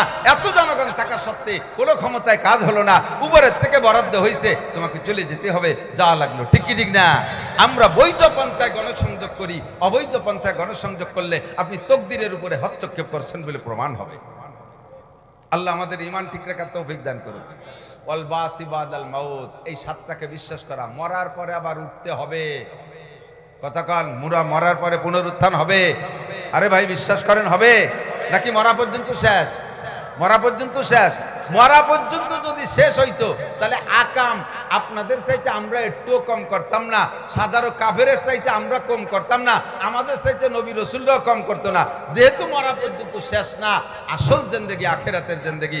আল্লাহ পাক বলেন আমাল হায়াতুদ দুনিয়া ইল্লা কালিল ওয়া ইন্নাদ দারাল আখিরাতা লাহিয়াল হায়াওয়ান। এই দুনিয়া একেবারে সামান্য, মূল হায়াত হলো পরকাল আখিরাতের হায়াত। ওই জগতের জন্য প্রস্তুতি নাও, মরার পরে আবার উঠতে হবে। এই সাতটা কথার পর বিশ্বাস রাখা ফরজ। এর নাম হলো ইমানে মুফাসসাল। কথা বলেন, জিন্দেগিতে একবার পড়লেও পড়তে হবে বিশ্বাসের সাথে। এরপরে বলা হয় এর ভিতরে 5 নম্বরটা কি গেছে বলেন তো? ওয়াল ইয়াউমিল আখির, দুনিয়ার দিনের শেষ দিন ধ্বংস হয়ে যাবে। আল্লাহ সেই কথাই বলেন ইদা ওয়াকাতিল ওয়াকিয়া লাইসা লি ওয়াকাতিয়া কাদিবা। সেই ধ্বংসটা হয় নাই, সামনে আসতেছে। এই কিয়াম একে বলে আরবিতে, আরবি ভাষায় বলে কিয়ামত। কিয়ামত 3 প্রকার। কয় প্রকার? একটু মস্ক করেন। কিয়ামত কয় প্রকার? 3 প্রকার। একটা হলো কিয়ামতে সুগরা, আর একটা কিয়ামতে উস্তা, আর একটা কিয়ামতে কুবরা। কিয়ামতে সুগরা হলো নবী পাক বলেন মাম মাতা কদ কিয়ামত কিয়ামতুহু, মানে ছোট কিয়ামত। ছোট কিয়ামত এইটা কি কিয়ামত? যে যেদিন মারা গেল তার কিয়ামত সেদিন হয়ে গেল। আপনারা আমরা এখানে যারা আছি বসা, আমি 100% গ্যারান্টি দিয়ে, 1,00,000% গ্যারান্টি দিয়ে বলে দিতে পারি, মূল কিয়ামত যে বড় ধ্বংস, সারা দুনিয়া ধ্বংস হবে, এই কিয়ামত আপনারা আমরা কেউ এই দুনিয়া থেকে দেখব না। এর মধ্যে কোনো চিন্তা নাই, কোনো সন্দেহ নাই। সেই বড় কিয়ামত আমরা দেখতে পাচ্ছি না। আমরা পার্সোনাল কিয়ামত, ব্যক্তিগত কিয়ামত, ছোট কিয়ামত সবার কপালে আছে। মরণ ছাড়া কেউ বেঁচে থাকতে পারবেন? কুল্লু নাফসিন যায়কাতুল মাউত। এরকম কিয়ামতের সুগরা ছোট কিয়ামত। আর একটা হলো মাজারি কিয়ামত, মাঝে কিয়ামত। সেটা কি? পুরো দুনিয়া ধ্বংস হবে না, দুনিয়ার সব থাকবে, কোনো একটা জাতি গোষ্ঠীকে আল্লাহ তাআলা দুনিয়া থেকে ধ্বংস করে দেবে। যেমন কওমে আদকে তাদের আমলের কারণে আল্লাহ ধ্বংস করে দিয়েছে, কওমে সামুদকে আল্লাহ ধ্বংস করে দিয়েছে, কওমে হুদকে আল্লাহ ধ্বংস করে দিয়েছে, কওমে লুতকে আল্লাহ তাআলা ধ্বংস করে দিয়েছে। দুনিয়ার আর সবাই রয়েছে, একটা জাতি গোষ্ঠীকে আল্লাহ ধ্বংস করে দিয়েছে। ফিরাউনকে 6 লক্ষ বনি ইসরাইল সহ মাটির নিচে আল্লাহ তাআলা দাবাইয়া ধ্বংস করে দিয়েছে। এরা হলো মাজারি কিয়ামত। কওমে লুত নাম শুনছেন না? যুবকরা খেয়াল করো, এসে গেছে নাম যেহেতু মুখে কয়ে ফেলাইছি, তাদের আমলটা একটু কয়ে যাই। বর্তমানে বাংলাদেশে কওমে লুতের আমল, কওমে লুতকে যে কারণে আল্লাহ ধ্বংস করেছে, সেই কারণ বাংলাদেশে আইন করে, বিশ্বে তো অনেক দেশে হয়ে গেছে, রাষ্ট্রীয়ভাবে আইন করে চালু করে দিয়েছে, বাংলাদেশও সেইটাকে বাস্তবায়ন করার জন্য আন্দোলন করতেছে, ষড়যন্ত্র করতেছে। আপনারা জীবন থাকতে এই কার্যক্রম বাস্তবায়ন হতে দেবেন না। সেটা হলো পুরুষের সমকামকে বৈধ করে দিয়েছে। ট্রান্সজেন্ডারের নাম, পুরুষের সমকাম, নারী সমকাম, বলতেই শরম লাগে, এই ভাষায় উচ্চারণ করতেই শরম লাগে। কত বড় নিকৃষ্ট আচরণ! পুরুষে বিয়ে, বলেন তুই কি বাজে কথা। এইটা এদেশে চালু করার জন্য ষড়যন্ত্র চলতেছে। আপনারা কি এটা চালু হলে খুশি? এ যদি চালু করতে যায়, এর বিপক্ষে যদি আমরা আন্দোলন করি, নামতে রাজি আছেন? কারা কারা? হাত না উঠলি বুঝবো যে আপনি ওই দলের লোক। আল্লাহ আমাদেরকে প্রতিবাদ করার তৌফিক দান করে, বলেন আমিন। কওমে লুতের এই স্বভাব ছিল যে তারা পুরুষের সমকাম করত। এদের ধ্বংস করার জন্য আল্লাহ তাআলা ফেরেশতা পাঠাইছে জিবরাইল আর মিকাইলদের। দুইজনে সুদর্শন, দুইজন যুবকের রূপ ধারণ করে তারা এই জাতীয় সুদর্শন পুরুষদের পিছনে খুব লাগতো। নারীদের প্রতি তারা অত আসক্ত ছিল না। এই দুইজন ইব্রাহিম আলাইহিস সালামের ভাগ্নি হলো লূত আলাইহিস সালাম। তো ইব্রাহিম আলাইহিস সালাম রসুল আর লূত আলাইহিস সালাম নবী। এই দুই ফেরেশতা ইব্রাহিম আলাইহিস সালামের কাছে গেছে, যার পরে বলছে এখন আপনারা কোথায় যাবেন? ইব্রাহিম আলাইহিস সালাম জিজ্ঞেস করছে, কয় যে লূতের কাছে যাব, নবীর নাম লূত। তো বলছে কি জন্য যাবেন? ওদেরকে ধুলাই দেওয়ার জন্য। ইব্রাহিম আলাইহিস সালাম বলে দিয়েছে, ওর মধ্যে তো আমার ভাগ্নে নবী লূত, তার কি বলে? কয় সেটা আমরা দেখবো। তো এই দুইজন হ্যান্ডসাম সুদর্শন যেই জাতীয় পুরুষের প্রতি তারা আকৃষ্ট, এমন দুইজন সুদর্শন যুবক সাইজা লূত আলাইহিস সালামের বাড়ি গেছে। বাড়ি যেয়ে সালাম দিয়ে ঢুকছে, লূত আলাইহিস সালাম রিসিপশনে বসতে দিছে। বসতি দেওয়ার পরেই তো লূত আলাইহিস সালামের ভিতরে কম্পন শুরু হয়ে গেছে। এমন সুদর্শন যুবক আমার বাড়ি আইছে মেহমান, আল্লাহ না জানে কি অ্যাক্সিডেন্ট আজকে ঘটে। লূত আলাইহিস সালামের কয়েকজন স্ত্রী ছিল, তার ভিতরে একটা ছিল বেয়াদব। সে যাইয়ে তার ভাইকে দাওয়াত দিয়েছে, ভাই তোরা যা চাইস, আজকে চাঁদ দিয়ে মেহমান আমাকে বাড়ি আইছে, চলে যাবে না, কোন সময় তাড়াতাড়ি আইগুলো। ওই বউ যাইয়া খবর দিয়ে আইসা বাড়ি চলে আসছে, আর ওরা যাইয়া ওই দলবল দুটি আইসা লূত আলাইহিস সালামের বাড়ি আক্রমণ করছে। কোরআন শরীফের আয়াত, আমি হুবহু তরজমা বলতেছি স্যার। আসার পরে লূত আলাইহিস সালামকে বলছে, তোমার মেহমানদেরকে আমাদের কাছে সুপর্দ করো। লূত আলাইহিস সালাম কেঁদে কেঁদে বলছে, বাবা তোদের হাতে ধরি পায়ে ধরি, আমার বংশ অনেক ভালো, মেয়েগুলো তোদের সাথে বিয়ে করাই দেবো, তোরাই মেহমানের পর হস্তক্ষেপ করিস না। কোনোভাবেই তারা শুনতে রাজি না। উনি মেহমানদেরকে ডাকি নিয়ে কয়, বাবা তোমরা আর বেড়াতি জায়গা পাইয়ে না, দেশে কত এলাকা রয়েছে সেই জায়গা যাইতে, এই কমের এই স্বভাব জানো না, তোমরা কি জন্য আইছো? তোমাকে পর আক্রমণ করলে আমি ঠেয়াবো কি রে? জিবরাইল আলাইহিস সালাম কানে কানে কয়, লা তাহজান ওয়ালা তাখাফ, ভয় পেন না, টেনশন করেন না, আসতি দেন, আনা জিবরাইল ওয়া হাজা মিকাইল, আমি জিবরাইল আর এই যে মিকাইল, খালি আসতি দেন। কয় তাহলে এখনই আসতি কব? কয় না, বলে দেন যে মেহমানরা আসতে আসতে ক্লান্ত হয়ে গেছে, রাতটা কাটাবে, শেষ রাত্রি তোরা আসিস। শেষ রাত্রির দাওয়াত দিয়ে দিছে। এবার ওই শেষ রাত্রির দাওয়াত পেয়ে মোটামুটি আশ্বস্ত হয়ে থামিয়ে রয়েছে। বাড়ির ভিতর তো বেরোই চলে যায় নাকি পালাইয়া, চতুর্দিক দিয়ে লুচ্চর দল চতুর্দিক দিয়ে একবারে নিশ্চিদ্র পাহারায় দাঁড়িয়ে আছে। আল্লাহু আকবার। এরপরে শেষ রাত্রে জিবরিল লূত আলাইহিস সালামকে বলতেছে, আপনি আপনার পরিবার নিয়ে বেরোয় যান, এই পাশতে বেরোয় যান, পিছনের দিকেও তাকাবেন না, যেটা পিছনের দিক তাকাবেন সেইটা ধরা পড়ে যাবে। এবার লূত আলাইহিস সালাম ফ্যামিলি নিয়ে চলে যাচ্ছে, উনার পরিবারে বলছে, এই সবাই খালি সামনের দিক তাকাবে, সেরি ছাড়বি, পিছনের দিক তাকাবে না। উনার যেই স্ত্রীরা ওই সাংবাদিকগিরি করছে, এই মহিলা পিছনে তাকে চিন্তা যে পিছনে তাকাতে নিষেধ করলো, আমি দেখো দেখি পিছনে কি আছে। ওইটা সবাই পিছনে রইছে, আর যখনই কম ছেড়ে উনরা চলে গেছে, ওইটা পিছনের দিক তাকাতে গেছে। জিবরাইলকে তোরেই খুঁজতেছি, চুলি জুটি ধরে টাইম দিয়ে ভিতরে নিয়ে গেছে। এবার 80 স্কয়ার মাইল জায়গা, 80 স্কয়ার মাইল জায়গাকে জিবরাইল আর মিকাইল মাটির নিচে ডানা বসাই দিয়া সম্পূর্ণ মাটিকে আকাশে উঠে নিয়ে গেছে। কম সহ আসমানে আল্লাহ তাআলা ফেরেশতা মোতায়েন করে রেখেছে, নাম মেনশন করে একের ঠিকানা সহ পাথরের বোমার গায়ে নাম ঠিকানা কায়দা মতো তুলো ধুনা পেশা করে আল্লাহ তাআলা সম্পূর্ণ উল্টোই দিয়েছে। ডাবাইয়া মাটির নিচে ডাবাই দিয়েছে। এখানে এখন সাগরে পরিণত হয়ে গেছে, গজব সাগর, আল্লাহ লানতের সাগর। যেই কমে এত বড় অন্যায়ের কারণে তাদেরকে আল্লাহ গজব দিয়ে মাটির নিচে ডাবাই দিয়েছে, যেই জাতির ভিতরে এই কার্যক্রম বাস্তবায়ন হতে যাবে, আল্লাহ না করুক, সেই জাতিকে আল্লাহ তাদের এরকম ধ্বংস করে দিতে পারে কি পারে না? এটা কিয়ামত উস্তা মাজারি ধরনের কিয়ামত। কখন আমরা এই কাজে সমর্থন করবো না? আমাদের যুব সমাজকে কন্ট্রোল করার চেষ্টা করব। তোমরা নোংরামি থেকে বাঁচো। আমি সেদিনকে দেখেছি হাসানুল ফতোয়ার ভিতরে হুজুর বলেন, কমে লূতকে আল্লাহ তাআলা যে কারণে এত বড় গজব দিয়েছে, সেই একই ধরনের গুনাহ আমার উম্মতের ভিতরে 3টে কাজ। একই ধরনের গুনাহ উম্মতের 3টে কাজ। 1 নম্বরে দাড়ি চাষা, 2 নম্বরে টাকলু শুয়ে কাপড় পরা। কমে লূত এই কামগুলো করতো। তারা দাড়ি কাটে কাটিয়া ছেলেদেরকে আমরুদ বানাইয়া ইয়াং রাখতো, যাতে আকর্ষণ ঠিক থাকে। 2 নম্বরে মেয়েদের মতো টাকলুসু আর কাপড় পরাইয়া মেয়েলি ভাব দিয়ে রাখতো। 3 নম্বরে গান বাজনা গাইয়ে গাইয়া এটা মানুষের মনোরঞ্জন করত। এই 3টে গুনাহ, আর ওটা তো তাদের অরিজিনাল গুনাহ আছে। এই 3টে গুনাহ হুজুর বলেন আমার উম্মত মূল কমে লূতের যে আসল অন্যায় সেটা না করলেও এই 3টে গুনাহ যদি করে, তাহলে তাদেরকে কমে লূতের মতো ওই অপরাধী সাব্যস্ত করে আসমান থেকে গজবে তাদেরকে ডাবাই দিতে পারে। 1 নম্বরে দাড়ি কাটা, 2 নম্বরে টাকলু সেল প্যান্ট পাজামা লুঙ্গি জুব্বা পরা, 3 নম্বরে গান বাজনা করা। এই 3টাই হলো কমে লূতের সেই অপরাধের সমতুল্য। আল্লাহ তাআলা হেফাজত করে পারেন, আমিন। 3 নম্বর হলো কিয়ামতে কুবরা, সবচেয়ে বড় কিয়ামত, গোটা দুনিয়া ধ্বংস হয়ে যাবে। বিশ্বাস হয় কিনা? ইজা ওয়াকাতিল ওয়াকিয়া লাইসা লিওয়াকাতিয়া কাদিবা। সেই কিয়ামত হবে, তার আগে কতগুলো আলামত আছে। বড় আলামত 10টা। বড় আলামত বলা হয় কিয়ামতে কুবরা, কিয়ামত আসবে তার পূর্বাভাস। এগুলো একটু স্মরণ রাখা দরকার। খেয়াল রাখেন, আমার ওয়াজের শেষ ফিনিশিং সেখানে যেই হবে ইনশাআল্লাহ। কিছু নিয়ে যাওয়ার চেষ্টা করবেন। আমার মাধ্যমে মাধ্যমে যেন কিয়ামত কাছে না আসে, আমার কারণে যেন দুনিয়ার হায়াত খাটো না হয়ে যায়। দুনিয়ার হায়াত খাটো হবে আমাদের কারণে, কিয়ামত নিকটে চলে আসবে আমাদের কারণে। নবী পাক বলেন কিয়ামতের এই পূর্বাভাস 15টা। কয়টা? হাদিসে তিরমিজি শরীফের ভিতরে আছে, হুজুর বলেন ইজ্জাত তুকিদাল ফাই উদাওয়ালা।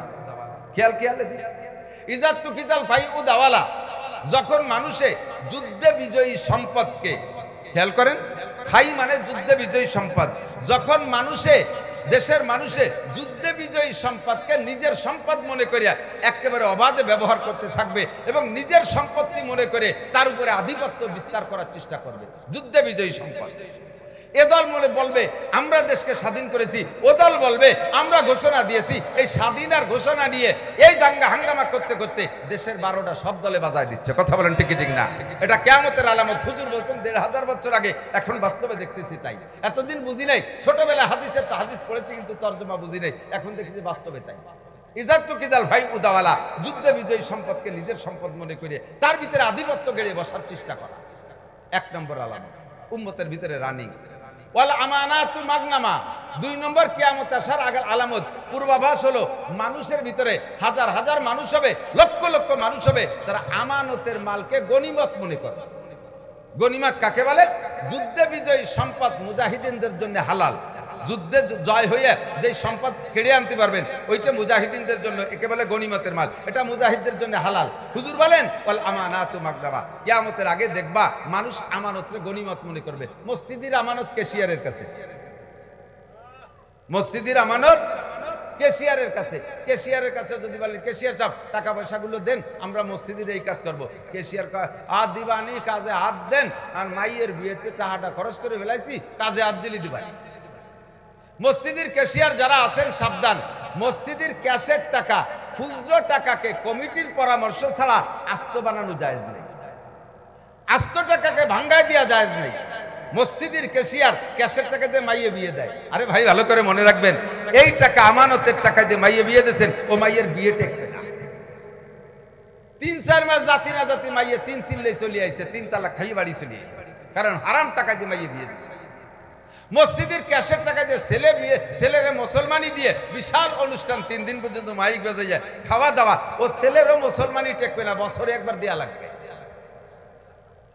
মসজিদের ক্যাশের টাকা আমানত তোমার কাছে, সেই টাকা দিয়ে দালানে সাত দেছো, দুনিয়ার আর কোনো জায়গা ঠাটা না বললেও তোর দালানের পর ঠাটা বুড়িয়ে দালান শেষ হবে।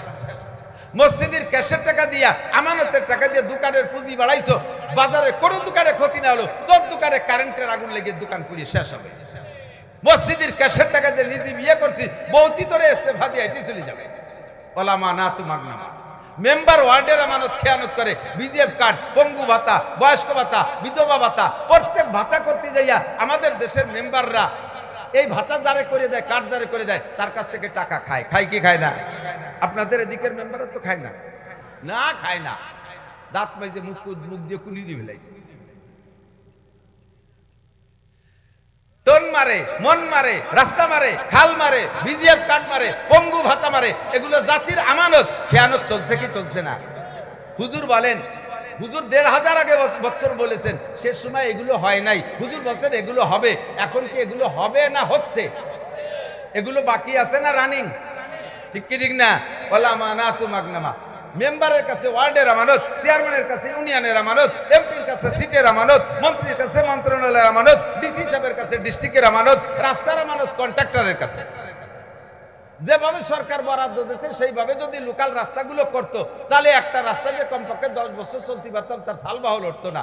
অথচ রাস্তা বানাইছে, বরাদ্দ ঠিক মতো নিয়ে তার 3 ভাগের 2 ভাগ মারিয়ে খেয়ে ফেলাইছে, এরপরে একটু মাটিয়ে তাল ঢেলে দিয়ে প্যান্ট খোয়া ছড়াই দিয়ে গেছে। রাস্তার মাথায় তো মাথায় করে জাতি না জাতি, পিছন দিয়ে রাস্তার টিউমার, বিষ ফোড়া, খাইজরি চুলকরি জুস জুড়ে খোয়াগুলো খালের মধ্যে নেমে চলে গেছে। এ খাইছে কেডা? ফেরেশতা জিবরাইল, হাটাজারির বড় হুজুর, বাইতুল মুকাররমের ইমাম সাহেব। খাইছে কেডা? যার কাছে এই আমানত ছিল, কি বলা হয়, এই কন্ট্রাক্ট ছিল, তার নামও আমানত শাহ কন্ট্রাক্টর। কন্ট্রাক্টরের নাম কি? একজনের নাম আতর আলী। আতর আলী নামের মানুষ আছে না, এদিক থাকলে তার জন্য ফেফাই দিয়ে বেড়ান না, আমি তো টুয়োটা কই। নাম আতর আলী, গায়ে ফাটার গন্ধ। আতর আলীর গায়ে সুষমরা গন্ধ। তাহলে এই খালি নাম আতর আলী হলি কি গিরা নয়? নাম আমানত শাহ হলি কি আমানতদার হয়? ওয়াল আমানাতু মাগনাবা। উলামায়ে কিরাম মাদ্রাসার মুহতামিম সাহেবের কাছে মাদ্রাসার আমানত, হাই স্কুলের আমানত হেড টিচারের কাছে, কলেজের আমানত প্রিন্সিপাল স্যারের কাছে। আপনি আমানতের খেয়ানত করতেছেন, দুনিয়ার হায়াতকে আপনি খাটো করতেছেন। আমার পকেটে টাকা আছে, আমার এলো মানি ব্যাগ, এর মধ্যে দুইটা পার্ট আছে, টিস্যু মানি ব্যাগ। এক পার্টে আমার টাকা থাকে, আর এক পার্টের ভিতরে আমার মাদ্রাসার টাকা থাকে।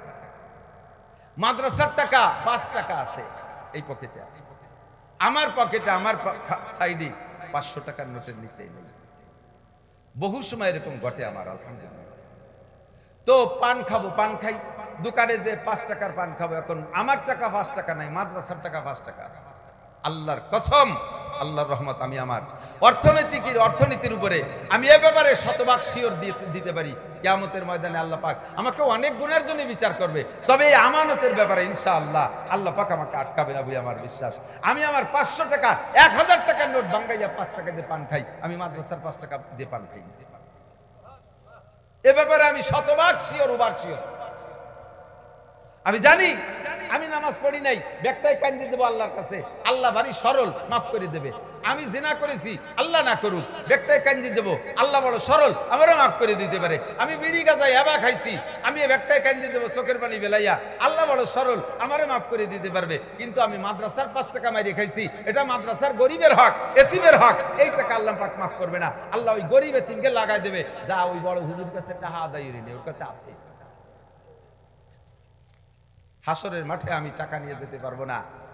এত টাকা রাখবা কোথায়? কাফনের তো পকেট নাই। আইনুদ্দিন আজাদ গায় না, এত টাকা রাখবা কোথায়? কাফনের তো পকেট নাই, একটা টাকা নিয়ে যেতে পারো নাই। আমানাতু মাগনামা, আমানতের খেয়ানত চলতে থাকবে কিয়ামতের আগে অ্যাভেলেবেল, প্রচুর খেয়ানত। বলেন আমানতের খেয়ানত যদি না হইলো, তাহলে আমাদের এদেশের কোনো এক দলের নাম বলবো না। কোন সাসিবা কম সিন্নি খার জম, আমাদের এলাকায় একটা পরিভাষা বলে, কোন সাসিবা কম সিন্নি খার জম, ঠিক না?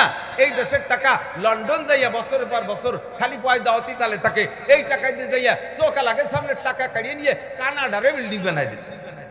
কানাডা চেনেন না? দেশের নাম কানাডা। আমরা চোখালারা টাকা দেখি না, কানাডারে বিল্ডিং বানাই দেয়। ও টাকা গেল কিভাবে? ও টাকা এই আমানত ছাড়া নিয়ে চলে গেছে, ঠিক না? আবার তারা আমাদের মাঝে যখন আসে, আমরাই বলদের মতো স্লোগান দেই, বোতল ভাইয়ের চরিত্র ফুলির মতো পবিত্র, বোতল ভাইয়ের তুলনা জগতে মেলে না, বোতল ভাই যেখানে আমরা আছি সেখানে। এখন বোতল ভাই পায়খানায়, তুমি জেলখানায়, তোমরা কেন পায়খানায়? বোতল ভাই যেখানে তুমি সেখানে, গেল কোথায় বোতল ভাই? আর তুমি কোথায়? আল্লাহু আকবার। এই আমানতের খেয়ানত দেশে চলছে কি চলছে না? তার চাইতে ঘরোয়া খেয়াল, এদিক তাকান, ঘরোয়া আমানতের খেয়ানত আপনি নিজেই করতেছেন। আপনার সন্তান, আমরা যারা আব্বা মা গার্জিয়ান, আমার সন্তানের আমানত আব্বা মার কাছে, ঠিক না? কিয়ামতের ময়দানে নবী পাক বলেন, কুল্লুকুম রাইন ওয়া কুল্লুকুম মাসউলুন আন রাইয়াতিহি। তোমরা যত গার্জিয়ান আছো সব গার্জিয়ানরা রাখাল। রাই মানে কি? রাখাল। অকুল্লুকুম মাসউলুন আন রাইয়াতিহি, প্রত্যেক রাখালকে কিয়ামতের ময়দানে তার রাখালি সম্পর্কে জিজ্ঞাসা করা হবে। আপনি 5টা গরু দিয়ে আপনার একজন রাখাল রাখছেন, তাকে মাঠে পাঠাইছেন, গরুরে ঘাস খাওয়ায় রাখালে। সন্ধ্যাকালে রাখালের কাছ থেকে 5টা গরু আপনি বুঝে নেন না? গোয়াল ঘরে যে বলে, গরু কো দেখা, গুনে গুনে সব গরু প্রত্যেক দিন দেখায়। হঠাৎ করে একদিন 4টে বড় গরু গোয়ালি বাঁধছে, ছোট একটা বাছুর নাই। এই ছোট বাছুর গেল কই? এখন রাখালে কয়, কাকা আসরের পরে তৈরিরে দেখতেছি। তো এই ছোট বাছুর যতই ছোট হোক, ওরে যদি আজকে ঘাস খাওয়ায় বাড়ি না আনে, আপনি কি রাখালরে বাড়ি রাতে ভাত খাইতে দেবেন? আপনি হেরিকেন ধরে নামা দেবেন, যত রায়তক বাছুর নিয়ে আসবি, যদি আমার বাছুর না পাই তাহলে আগামী হাটে তোরে বেশি বাছুর কিনবো। ধরো যে কটা আনছি সে কটা থাক। কিয়ামতের ময়দানে আমরা আপনারা যারা আব্বা আছি, গার্জিয়ান আছি, আমরাই রাখালির ভূমিকায় আছি দুনিয়ায়। আমাকে আপনাকে জিজ্ঞাসা করা হবে, ছেলে কো, জামাল কো, কামাল কো, আব্দুর রহমান, আব্দুর রহিম, চেহারা কেমন, গাঁজা খাইছে না বিড়ি খাইছে, মদ খাইছে না সিগারেট খাইছে, আরে নামাজ পড়ছে কি পড়ে নাই, টুপি দাড়ি পাগড়ি কেমন, তারে তুমি কোরআন শিক্ষা দিয়েছো কি দাও নাই, তুমি কি লেখাপড়া শিখাইছো, তারে নামাজের প্রশিক্ষণ দিয়েছো কিনা, প্রত্যেক আব্বাকে জিজ্ঞাসা করা হবে। এটা আমাদের কাছে আমানত, আমরাই আমানতের খেয়ানত করি। ছেলে মেয়েদেরকে ইংলিশ মিডিয়ামে পড়ানোর জন্য লক্ষ লক্ষ টাকা খরচ করি, অথচ বাচ্চাকে জীবনের শুরুতে তাকে কোরআন শরীফ পড়া শিখাইতে চাই না। বাচ্চাদেরকে নুরানি মাদ্রাসা, এটা নুরানি মাদ্রাসা আছে না, নুরানি মাদ্রাসা। সেদিন আমি কয়েকটা মাদ্রাসা, বহু মাদ্রাসায় যাই, প্রত্যেক বছর যেয়ে থাকি। আল্লাহর রহমতে নুরানি মাদ্রাসার পোলাপানরা, ছোট্ট ছোট্ট মেয়েরা, ছেলেরা 3 বছরে, এই কথা কইছ, এই 3 বছরে, এদিক তাকান, 3 বছরে তাদেরকে এত সুন্দর প্রশিক্ষণ দেয়, ক্লাস 3 পর্যন্ত এত ভালো পড়ায় যে তাদের হাতের লেখা, আমার বিশ্বাস ক্লাস 9, 10 ছেলে মেয়েরা অত সুন্দর হাতের লেখা লিখতে পারবে না হাই স্কুলে। আর আরবি এত ভালো করে লেখা শিখানো ধরছে হুজুররা যে আমরা মুহাদ্দিসরাও তাদের সাথে আরবি লিখে পারি না। বাংলা এত সুন্দর লেখে, বানানো গলত নাই, আর লেখারও খত সেরকম সুন্দর, মাত্র 3 বছরে। আবার 60টি মাসালা, নামাজের 60টি মাসালা তাদেরকে শিখাই দেওয়া হয়। জানাজার নামাজের ইমামতি, আপনার এই বাচ্চা যদি পরে বড় হইয়া ডাক্তার ইঞ্জিনিয়ারও হয়ে যায়, আপনি আব্বা মারা যান, আপনার জানাজার জন্য হুজুর ডাকা লাগবে না, আপনার ওই MA পাস ছেলে, আপনার ওই BCS পাস ছেলে আল্লাহর রহমতে আপনার জানাজার ইমামতি করতে হবে। আমাদের গোপালগঞ্জের বর্তমান ডিসি সাহেব, গোপালগঞ্জের ডিসি সাহেব কয়েকদিন আগে আমাদের 10 জন হুজুরের দাওয়াত দিয়েছে। ডিসি সাহেব, দায়রা জজ সাহেব, SP সাহেব, চিফ জুডিশিয়াল ম্যাজিস্ট্রেটের 4 জন ছিলেন বাসায়, আর আমাদের 10 জন হুজুরের দাওয়াত দিয়েছে। রাতের বেলা খানা খাইতে দিয়েছেন ডিসি সাহেব, আমাদেরকে দস্তারখান বিছাইয়া ডাইনিং টেবিলে খাইতে দেয়নি। এরপরে ডিসি সাহেব রাতের ওনার বাসার ভিতরে যে মসজিদ আছে ওখানে আমরা নামাজ পড়লাম, ইমামতি করছেন সদস্য হুজুরের নাতি মুর্তাজা সাহেব, আর ডিসি সাহেব নিজে একামত দিয়েছে, আমাদের দিতে দেয় নাই। একেবারে শতভাগ সহি শুদ্ধ একামত। গোপালগঞ্জের 5টা থানা থাকে, উনি ডিসি সাহেব তো গোপালগঞ্জ জেলা সদরে থাকে ওনার বাসভবনে, ওখান থেকে গাড়ি চালাইয়া যাইয়া মোকশেদপুর যে ফজরের নামাজ পড়ে, ওই কুটালিপাড়া যে ফজরের নামাজ জামাতের সাথে এক মাদ্রাসার মসজিদে পড়ে, কাশিয়ানিয়া এসে ফজরের নামাজ জামাতের সাথে পড়ে, আল্লাহু আকবার, শুদ্ধ করে কোরআন পড়তে পারে, সমস্ত দোয়া কালাম পারে, BCS পাস করার পরে পাকিস্তানে একটানা 3 চিল্লা লাগাইছে আল্লাহর বান্দা। ও দোস্ত, এরকম একজন ডিসি আপনার সন্তান হোক, তবে তার জীবনের শুরু শিক্ষাটা কোরআন পড়নেওয়ালা হোক, কোরআন দিয়ে হোক, তার শরীয়তের সব মাসালা শিখা থাকুক, এর জন্য একমাত্র শিক্ষা ব্যবস্থা এইটা। এর জন্য নবী পাক বলেন অত উল্লিম আলী গায়রিদ্দিন। 4 নম্বর কিয়ামতের আলামত হলো ইজাত তুকিদাল ফায়ুদাওয়ালা ওয়ালা মানাতু মাগনামা। 3 নম্বরে ওয়াজ যাকাতু মাগরামা। উম্মতে যখন যাকাতরে জরিমানা মনে করবে, মৌসুমি ফসল 40 ভাগের 1 ভাগ দেওয়া, এটা আপনার জন্য ওয়াজিব, একে বলা হয় ওসর। কোনোটা 40 ভাগের 1 ভাগ, কোনোটা 20 ভাগের 1 ভাগ, কোনো ফসল 10 ভাগের 1 ভাগ, এইটা আপনার হিসাব করে দেওয়া দরকার। কিন্তু মুসলমান এই জায়গা ভাবে না। 40 ভাগের 1 ভাগ নগদ টাকার, 40 ভাগের 1 ভাগ জাকাত দেওয়া ফরজ। জাকাত দেওয়া কি একটু বলেন? জাকাত দেওয়া ফরজ। এই জাকাতের কথা যদি বলি, এটাকে জরিমানা, আমার টাকা আমি কামাইছি, হুজুররা রমজান মাসে আইসে ব্যাগ পাইতে টাকা নিয়ে চলে যাবে, আমাকে কি জরিমানা হয়েছে নাকি? আমরা কয় জায়গায় ট্যাক্স দেবো? সরকারের ইনকাম ট্যাক্স দেই, আবার হুজুরকে জাকাত দিতে হবে। আপনি দিয়েন না জাকাত, কোনো সমস্যা নেই, টাকা নিয়ে কবর যাইতে পারবেন না। কিয়ামতের ময়দানে আল্লাহ পাক বলেন ইয়াউমা ইউহমা আলাইহা ফি নারি জাহান্নামা ফাতুকওয়া বিহা জিবাহুহুম ওয়া জুনুবুহুম ওয়া যুহুরুহুম হাদা মা কানাসতুম লিআনফুসিকুম ফাযুকু মা কুনতুম তাকনিজুন। হাসরের মাঠে আপনার এই বিশাল সম্পদকে সাপ বানাই দেওয়া হবে, বিশাল সাপ বানাই দেওয়া হবে, 2 গলায় পেঁচাই দিয়ে 2 পাশে সাপে আপনাকে কামড়াইতে থাকবে। আর এই সম্পদকে তামা বানাইয়া হাজার হাজার বছর জাহান্নামে পুড়াইয়া লাল টকটকে যখন হবে, তখন সর্বপ্রথম আপনার কপালে সেক দেবে। জিবাহুহুম, কপালে সেক দেবে। কেন কপালে সেক দেবে? কয় মানুষ সম্পদশালী হলে প্রশংসা করে কপালের। কতক্ষণ? আরে কপাল, খালেক মোল্লার ছেলে ফাটা কপাল, দেখতে দেখতে আঙ্গুল গুলে কলা গাছ, শিল্পপতি হয়ে গেছে, কোটি কোটি টাকার মালিক, ফাটা কপাল। আল্লাহ কপাল ফাটছে যেটুক দুনিয়াতে, বাহিটুক আমি এখন ফাটাই দেবো এদিকে। কপালের প্রশংসা করো, এই জন্য 1 নম্বরে কপাল। 2 নম্বর কপালে সেক দেওয়া হওয়ার কারণ হলো যখন জাকাত কালেকশন পার্টি আসে, তখন বড় লোকের রাগের জ্বালায় কপাল গুছাই যায়। কি জ্বালা, বৈরি জ্বালায় বাড়ি থাকা কপাল গুছাই যায় না? আল্লাহ কয় সম্পদ দিছি, কপাল কেন গুছাইছিস? তোর কপালেই সম্পদ দিয়ে শেখা দেওয়া হবে। 2 নম্বর ও জিবাহ হুকুম, কোকে ঠেসে ধরবে। হাসরের মাঠে জাহান্নামের ভিতরে সম্পদ পুড়াই আপনার পাশরে কোকে ঠেসে ধরবে। কেন? ফকিরি জ্বালায় যখন বড় লোক আর ফকিরি পিড়ে পিড়িতে টিকতে পারে না, তখন এরকম কোক ফিরে আর দিক মুড়াই বসে। আল্লাহকে আমার ফকির রেখান কোক দেখালো, সম্পদ ওর কোকের মধ্যে ঢুকাই দেয়। এরপরেও যখন ফকিরি না ছাড়ে পিঠ ফিরাইয়া ঘরের দিক চলে যায়, আমার হই রেখারও পিঠ দেখাইলো ও জুনুবহুম, এবার তার পিঠের মধ্যে সেক দে এই সম্পদের তামাকুড়া দিয়া, কারণ এই সম্পদের হক আদায় করো নাই। ও জাকাতু মাগরামা, আর জাকাত না দিলে কিয়ামত কাছে চলে আসে, দুনিয়ার হায়াত খাটো হয়ে আসে। আল্লাহ পাক আমাদের জাকাত দেওয়ার তৌফিক দান করেন, বলেন আমিন। যে কথাগুলো হুজুর 1500 বছর আগে বলেছেন, সে কথাগুলো কি আর বাকি আছে না রানিং হয়ে গেছে? সবই চালু হয়ে গেছে, ঠিক কিনা? ও জাকাতু মাগরামা ও তুল্লিমা লিগাইরিদ্দিন। 5 নম্বর হলো তুল্লিমা লিগাইরিদ্দিন, মুসলমানের সন্তানকে কুরআন পড়াইতে চাবে না, মাদ্রাসায় পড়াইতে চাবে না। যদি মাদ্রাসায় কেউ দেয় তারে আর সবাই ধিক্কার দেয়, এত বড় মেধাবী ছেলেটার জীবন শেষ করলে, ধ্বংস করলে। ফাঁকে মনে রাখবেন, কোন স্কুলের ক্লাস 5-এর একটা ছাত্র যদি স্কলারশিপ পেয়ে থাকে, এই ছেলেটাকে তার আব্বা মা 5 পাস করার পরে ছেলেটা স্কলারশিপ একেবারে থানার ভিতরে ফার্স্ট হয়েছে, স্কলারশিপ পাইছে, এই ছেলের যদি মাদ্রাসায় দিয়ে দেয়, খবর পাইলে মাস্টাররা যাইয়া তার আব্বা মারে ধিক্কার দেয়। আপনার কোনো কমন সেন্স নাই, আপনার কোনো জ্ঞান বুদ্ধি নাই, ছেলেটার জীবনকে ধ্বংস করলেন এই খয়রাতি বিদ্যা, মৌলবী বিদ্যা পড়াইতে দিয়ে। এই ছেলেটা ডাক্তার ইঞ্জিনিয়ার হতো, এরকম কথা বলে কি বলে না? যেই মাস্টার এই ছেলেকে মাদ্রাসায় দেওয়ার কারণে তার আব্বা মাকে ধিক্কার দেয়, যেই মাস্টার ধিক্কার দেয় আর সমালোচনা করে, কটূক্তি করে, ওই মাস্টার, খেয়াল করেন, ওই মাস্টার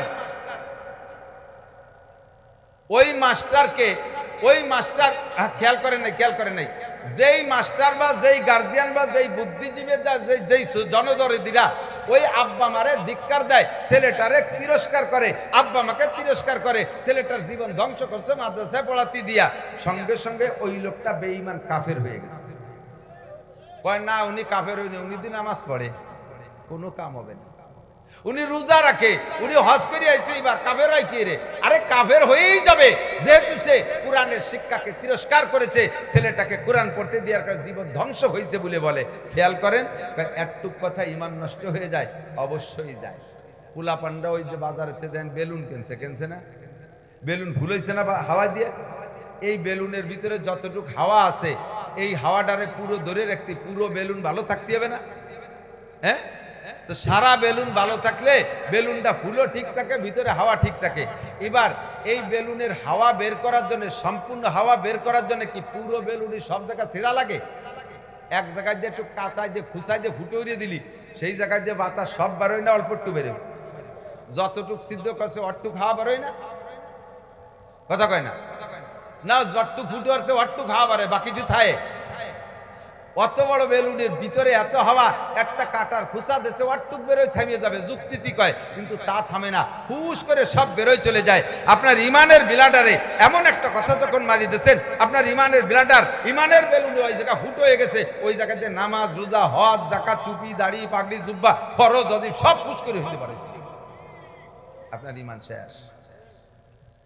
সাবধান, এই জন্য জবানকে কন্ট্রোল করবেন, ইমানকে ঠিক রাখবেন। হুজুরকে আখলিস দিন, আমালুল কলির, বাচ্চাদেরকে কোরআন পড়ান, বাচ্চাদেরকে কোরআন পড়ান, ঠকবেন না। আল্লাহর রহমতে ঠকার দিন শেষ। নবী পাক বলেন লা তুসাব্বান্না আলাইকুমুদ দুনিয়া সাব্বা। আমরা যখন প্রথম মাদ্রাসায় পড়ছি, গ্রাম গায়ের মাদ্রাসায় পড়ছি, এই পাকা পায়খানার নামও শুনি নেই, আমাদের হুজুরদেরও ছিল না। কোনো মতে 3-4টে শাড়ি ফুটিয়ে একটু বাঁশের বেড়াই দিয়ে উস্তাদদের পায়খানা, আর আমাদের ছাত্রদের ছিল গণ পায়খানা, খালেরটা খনন করে ওর ভিতরে বাঁশ টান করে দিয়ে আইডি ওইডি 2 দিন বাঁশ দিতাম, মাঝে মধ্যে বাঁশের উপরে যদি কেউ নরম নরম মেরি দিয়ে যেত, স্লিপ করে পড়িয়েও যেতাম পায়খানার মধ্যে। আর নাড়াই দিয়ে বেড়া দিতাম, 6 মাস 8 মাস থাকতো না বেড়া, উই পোকায় খাইয়ে সাফ করে ফেলতো। এক একজনের 3 পায়খানা দখল হতাম, একটাই বসলে আর 2-3টে বসার কায়দা ছিল না, মাঝখানে কোনো পার্টিশন বেড়া থাকতো না, এত অভাব। আর এখন আল্লাহর রহমতে অধিকাংশ মাদ্রাসায় বিল্ডিং যারা করতেছে, তারা ছাত্রদের জন্য অ্যাটাচড বাথরুম করতেছে। দীর্ঘকাল পর্যন্ত যতদিন পড়েছি, বোর্ডিংয়ে 2 ওয়াক্ত খানা খাইছি, সকালবেলা 1 পোয়া চাউলের ভাত, রাত্রে 1 পোয়া চাউলের ভাত, কোনো মাদ্রাসায় 300 টাকা চাউলের ভাত, পাতলা একটু ডাউল। দুপুরবেলা কোনো মাদ্রাসার বোর্ডিংয়ে খানা দিত না। এই কষ্টে খেয়ে আমরা লেখাপড়া করেছি। আর এখন আল্লাহর রহমতে 3 বেলা গরম ভাত, বাংলাদেশের সমস্ত বোর্ডিংয়ে 3 বেলা গরম ভাত। দুনিয়ার অভাব চলে গেছে। একসময় উস্তাদরা বেতন পাইতো না, সামান্য 50 টাকা, 60 টাকা, 100 টাকা, 150 টাকা, 200 টাকা বেতন, তাই দিয়ে কোনো মতে সংসার চলতো। এখন আল্লাহর রহমতে উলামায়ে কেরামও মাদ্রাসায় 20,000, 25,000, 30,000, 50, 60,000 টাকা বেতন পাচ্ছে। আর আমাদের মতো যারা আর একটু ফেমাস হয়ে গেছে, আর একটু ভাইরাল হয়ে গেছে, একটু প্রসিদ্ধি পাইছে, তাদের আর কোনো অভাব নাই। আল্লাহর রহমতে এরকম আলেমেরও অভাব নাই বাংলাদেশে। কথা বলুন ঠিক কি ঠিক না? আপনার ছেলেটা যোগ্য আলেম হোক, একটা কিরাত পড়বে মক্কা যাইয়া, আল্লাহর রহমতে 50 লক্ষ টাকা হাদিয়া পাবে। হাফেজ সালেহ আহমদ তাকরিম পাইছে না? এরকম হাফেজ বহুত বাংলাদেশে থেকে পেয়ে আসতেছে। আপনি এরকম একটা সন্তানের আব্বা হন, কিয়ামতের আগে হুজুর বলেন মানুষের ছেলে মেয়েদেরকে মাদ্রাসায় পড়াইতে যাবে না, কোরআন শিক্ষা দিতে যাবে না, ইংলিশ মিডিয়ামে পড়াইয়া হাজার হাজার টাকা ছেলেরে স্কুলই দেশে, তার পিছনে মাসে 10,000, 20,000 টাকা খরচ করতেছে টিউশনিতে।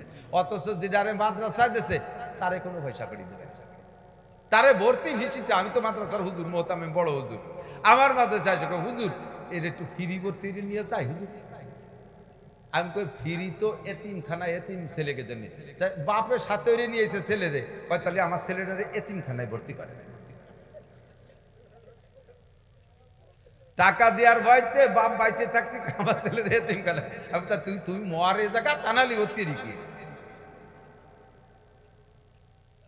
পরীক্ষার ফিস দেবে না, ভর্তির টাকা দেবে না, মাসিক বেতন দেবে না, 600-800 টাকা নেই তাই দেবে না, অথচ আরেকটার জন্য 20,000 টাকা খরচ করতে রাজি। কারণ ওটা মানুষ হবে, ও আমাকে লক্ষ লক্ষ টাকা কামাই করে খাবে। ওটা ডাক্তার ইঞ্জিনিয়ার হইয়া তার সুনাস্তান পিতেলে গুগু বউডারে নিয়ে আমেরিকা চলে যাবে। লাস্টে তোমার এই মৌলবিডার ঘরে দুকে ওই ভান্তা ভানি খাই মরা লাগবে, যেটার জন্য তোমার বরাদ্দ নাই। কতক্ষণ এটার জন্য পয়সা বেশি হবে।